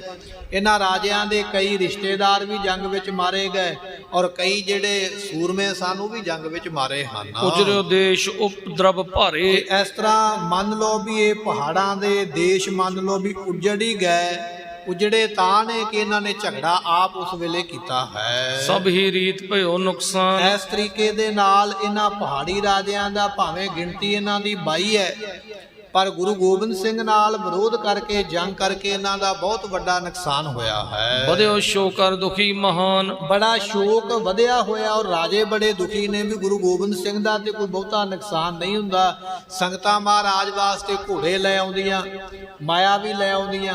ਸਾਡੀਆਂ ਰਿਆਸਤਾਂ ਉਨੀਆਂ ਹੀ ਨੇ, ਅੱਗੇ ਨਹੀਂ ਵਧੀਆਂ। ਸਾਡੇ ਘੋੜੇ ਤੇ ਸਿਪਾਹੀ ਵੀ ਮਰਦੇ। ਅਸੀਂ ਗੁਰੂ ਗੋਬਿੰਦ ਸਿੰਘ ਮਹਾਰਾਜ ਨਾਲ ਜੰਗ ਕਰਕੇ ਬੜਾ ਘਾਟਾ ਖਾਂਦੇ ਹਾਂ। ਆਪ ਆਪਣੇ ਪੁਰਤਰ ਰਹੇ, ਅਤੇ ਹੁਣ ਇਹ ਰਾਜੇ ਘਾਟਾ ਖਾ ਕੇ, ਮਾਰ ਖਾ ਕੇ ਜਦੋਂ ਵੇਖਿਆ ਵੀ ਅਸੀਂ ਗੁਰੂ ਗੋਬਿੰਦ ਸਿੰਘ ਨਾਲ ਪੂਰੇ ਨਹੀਂ ਲੈ ਸਕਦੇ, ਆਪੋ ਆਪਣੇ ਰਾਜ ਦੇ ਵਿੱਚ, ਰਿਆਸਤਾਂ ਵਿੱਚ ਚੁੱਪ ਕਰਕੇ ਬੈਠ ਗਏ ਹਨ। ਗੁਰ ਕੀ ਬਾਤ ਨ ਕੈਸੇ ਕਹੇ, ਤੇ ਸਤਿਗੁਰੂ ਪਾਤਸ਼ਾਹ ਮਹਾਰਾਜ ਜੀਆਂ ਦੀ ਗੱਲ ਹੁਣ ਕੋਈ ਵੀ ਕਿਸੇ ਨੂੰ ਕੋਈ ਨਹੀਂ ਕਹਿੰਦਾ। ਇੱਕ ਰਾਜਾ ਦੂਜੇ ਨੂੰ ਸਲਾਹ ਹੀ ਨਹੀਂ ਦਿੰਦਾ ਹੈ ਕਿ ਗੁਰੂ ਗੋਬਿੰਦ ਸਿੰਘ ਨਾਲ ਜੰਗ ਕਰ ਲਈਏ ਜਾਂ ਵੈਰ ਕਰ ਲਈਏ। ਡਰ ਇੰਨਾ ਮਨ ਵਿੱਚ ਪੈ ਗਿਆ ਕਿ ਸਤਿਗੁਰੂ ਪਾਤਸ਼ਾਹ ਨਾਲ ਜੰਗ ਕਰਾਂਗੇ ਸਾਨੂੰ ਘਾਟਾ ਪੈਣਾ, ਸਾਡੀ ਫੌਜ ਮਰੇਗੀ, ਸਾਡਾ ਨੁਕਸਾਨ ਹੋਵੇਗਾ। ਗੁਰੂ ਗੋਬਿੰਦ ਸਿੰਘ ਮਹਾਰਾਜ ਨੂੰ ਕੋਈ ਘਾਟਾ ਨਹੀਂ ਹੈ। ਇਸ ਤਰ੍ਹਾਂ ਇਹ ਰਾਜੇ ਡਰ ਕੇ, ਠਠੰਬਰ ਕੇ ਆਪੋ ਆਪਣੇ ਰਾਜ ਭਾਗ ਵਿੱਚ ਬੈਠ ਗਏ। ਧੰਨ ਗੁਰੂ ਗੋਬਿੰਦ ਸਿੰਘ ਮਹਾਰਾਜ ਜੀ ਵਿਭੌਰ ਸਾਹਿਬ ਦੀ ਧਰਤੀ ਜੋ ਹੈ ਨੰਗਲ, ਆਪਾਂ ਜਾਂਦੇ ਆ ਨੰਗਲ ਡੈਮ ਵੇਖਣ ਵਾਸਤੇ, ਉੱਥੇ ਗੁਰੂ ਘਰ ਬਣਿਆ ਵਿਭੌਰ ਸਾਹਿਬ। ਸਤਿਗੁਰੂ ਉੱਥੇ ਟਿਕੇ ਹੋਏ ਔਰ ਸ੍ਰੀ ਚੌਪਈ ਸਾਹਿਬ ਗੁਰਬਾਣੀ ਦਾ ਪਾਠ ਇੱਥੇ ਮਹਾਰਾਜ ਉਚਾਰਦੇ ਪਏ। ਸੋ ਇੱਥੇ ਮਹਾਰਾਜ ਹੋਰ ਕਿਹੜੇ ਕਿਹੜੇ ਕੌਤਕ ਕਰਨਗੇ ਔਰ ਕਿਵੇਂ ਮਹਾਰਾਜ ਜੀ ਇੱਥੇ ਰਹਿੰਦੇ। ਵਿਦਵਾਨਾਂ ਨੇ 13 ਮਹੀਨੇ ਦਾ ਸਮਾਂ ਲਿਖਿਆ ਕਿ ਗੁਰੂ ਗੋਬਿੰਦ ਸਿੰਘ ਮਹਾਰਾਜ ਜੀ 13 ਮਹੀਨੇ ਇੱਥੇ ਰਹਿ ਕੇ ਕਈ ਤਰ੍ਹਾਂ ਦੇ ਕੌਤਕ ਕੀਤੇ। ਅਗਲਾ ਇਤਿਹਾਸ ਆਪਾਂ ਕੱਲ ਦੇ ਦੀਵਾਨ ਵਿੱਚ ਸਰਵਣ ਕਰਾਂਗੇ। ਆਪ ਸੰਗਤਾਂ ਨੂੰ ਧੰਨ ਗੁਰੂ ਨਾਨਕ ਦੇਵ ਮਹਾਰਾਜ ਸਾਹਿਬ ਜੀਆਂ ਦੇ ਪ੍ਰਕਾਸ਼ ਗੁਰਪੁਰਬ ਦੀਆਂ ਲੱਖ ਲੱਖ ਵਧਾਈਆਂ। ਮਹਾਰਾਜ ਰਹਿਮਤ ਕਰੇ, ਖੁਸ਼ੀਆਂ ਤੇ ਚੜ੍ਹਦੀ ਕਲਾ ਦੇ ਸਮੇਂ ਸਤਿਗੁਰੂ ਜੀ ਸਾਨੂੰ ਬਖਸ਼ਿਸ਼ ਕਰਨ। ਭੁੱਲਾਂ ਚੁੱਕਾਂ ਦੀ ਮੁਆਫੀ, ਲਿਖੈ ਕਤਹਿ ਨ ਛੁਟੀਐ। ਬਖਸ਼ਨਹਾਰ ਬਖਸ਼ ਲੈ। ਵਾਹਿਗੁਰੂ ਜੀ ਕਾ ਖਾਲਸਾ, ਵਾਹਿਗੁਰੂ ਜੀ ਕੀ ਫਤਿਹ।